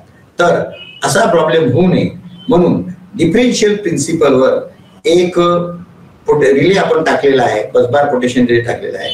जर बसवर काही फॉल्ट झाला असेल किंवा बस झोन मध्ये फॉल्ट झाला असेल तर त्यावेळेस हा रिले ऑपरेट होऊन त्याची लोकल सगळे ब्रेकर्स जे आहेत हे सगळे ब्रेकर्स हे ट्रिप करतो आणि फॉल्ट हा इमिजिएटली क्लिअर करतो बसबार प्रोटेक्शन मध्ये. आणि एलबीबी प्रोटेक्शन याला म्हणतात स्टक ब्रेक प्रोटेक्शन पण म्हणतात. स्टक ब्रेक प्रोटेक्शन म्हणजे काय की आपण समजा ब्रेकर हा फॉल्ट आल्यानंतर यशस्वीरित्या किंवा खात्रीलायक सर्टनली ट्रिप झाला पाहिजे, बरोबर आहे, आणि फॉल्ट आयसोलेट झाला पाहिजे याचा आपण प्रकारे प्रयत्न करत असतो. मग हे करताना आपण काय करतो, आपण रिले नंबर 1 लावलेला आहे मेन प्रोटेक्शन, जर तो फेल झाला तर आपण त्याला बॅकअप प्रोटेक्शन लावलेला आहे. नंतर डीसी रिलायबल पाहिजे म्हणून सोर्स 1 टाकलेला आहे, सोर्स 2 टाकलेला आहे. नंतर समजा एखादी ट्रिप कॉईल फेल झाली तर दुसरी कॉईल जी आहे ती आपण वापरली आहे, म्हणजे 2 ट्रिप कॉईल वापरल्या आहे. म्हणजे इलेक्ट्रिकल पॉइंट ऑफ व्ह्यूनी आपण सगळी काळजी घेतलेली आहे. परंतु जर समजा मेकॅनिकली ब्रेकर जर फसला तर या ठिकाणी मेकॅनिकल फॉल्ट आला तर मग तुम्हाला काय प्रोटेक्शन आहे, काहीच नाही. बरं, मग मेकॅनिकल फॉल्ट आल्यानंतर ब्रेकर ट्रिप झाला नाही कसं कळणार आपल्याला, तर त्यातला करंट हा 0 होणार नाही. मग मी एक असा इलेक्ट्रिकल रिले लावला का जो ट्रिपिंग कमांड केल्याबरोबर त्या ब्रेकरचा करंट किती वेळा 0 होते हे पाहते, आणि त्या रिलेला आपण टायमर दिलाय 200 मिली सेकंदाचा. म्हणजे जेव्हा केव्हा कोणतेही ट्रिपिंग होते तेव्हा हा एलबीबी नावाचा रिले जो आहे हा आपलं काम चालू करून देते, टायमर चालू करून देते. आणि हा पाहतो रिले का बाबा 200 मिली सेकंदात माझा करंट जो आहे तो झिरो झाला का नाही. जर करंट झिरो झाला नसेल तर हा रिले काय समजते का बाबा सगळी ट्रिपिंग कमांड गेलेली आहे आणि 200 मिली सेकंदाचा टाइम झालेला आहे तरी पाहुणा घरी आला नाही, म्हणजे आपला करंट हा झिरो झाला नाही. बरोबर आहे. मग अशा वेळेस तो समजते का ब्रेकर मध्ये काहीतरी मेकॅनिकल फॉल्ट आला. आणि या वेळेस मग तो हा रिले काय करतो, एलबीबी रिले, हा एलबीबी रिले ब्रेकरचं आपल्या बसबार पोटेन्शियलचं जे ट्रिपिंग लॉजिक आहे, सगळे ब्रेकर ट्रिप होण्याचं जे बसबार पोटेन्शियल लॉजिक आहे त्याला कमांड पाठवतो आणि ज्या बसला हा ब्रेकर फॉल्टी ब्रेकर लागलेला असेल त्याचे सगळे ब्रेकर तो ट्रिप करून टाकतो. म्हणजे सांगायचा उद्देश असा का बसबारचं ट्रिपिंग लॉजिक आणि एलबीबीचं ट्रिपिंग लॉजिक दोन्हीही सारखे आहेत. बस फॉल्ट झाला असेल तरी सगळे ब्रेकर ट्रिप होतील आणि एलबीबी आला असेल तरी सगळे ब्रेकर ट्रिप होतील. म्हणून जेव्हा सगळे ब्रेकर ट्रिप होतात त्यावेळेस खातरजमा करून घ्या का एलबीबी आलेला आहे की बसबार प्रोटेक्शन ऑपरेट झालेलं आहे, याची आपल्याला खातरजमा करून घेण्याची आवश्यकता आहे. नाही तर बरेचदा काय होते का अरे एलबीबी आलेला असतो आणि आपण म्हणतो बसबार प्रोटेक्शन ऑपरेट झालं. अशी गफलत करू नका. जर एलबीबी असेल त्यावेळेस सगळे ब्रेकर ट्रिप होतील, पण त्यावेळेस तुम्हाला एक कुठल्या तरी ज्या ब्रेकरला फॉल्टी असेल त्या ब्रेकरवर इंडिकेशन येईल का एलबी प्रोटेक्शन ऑपरेट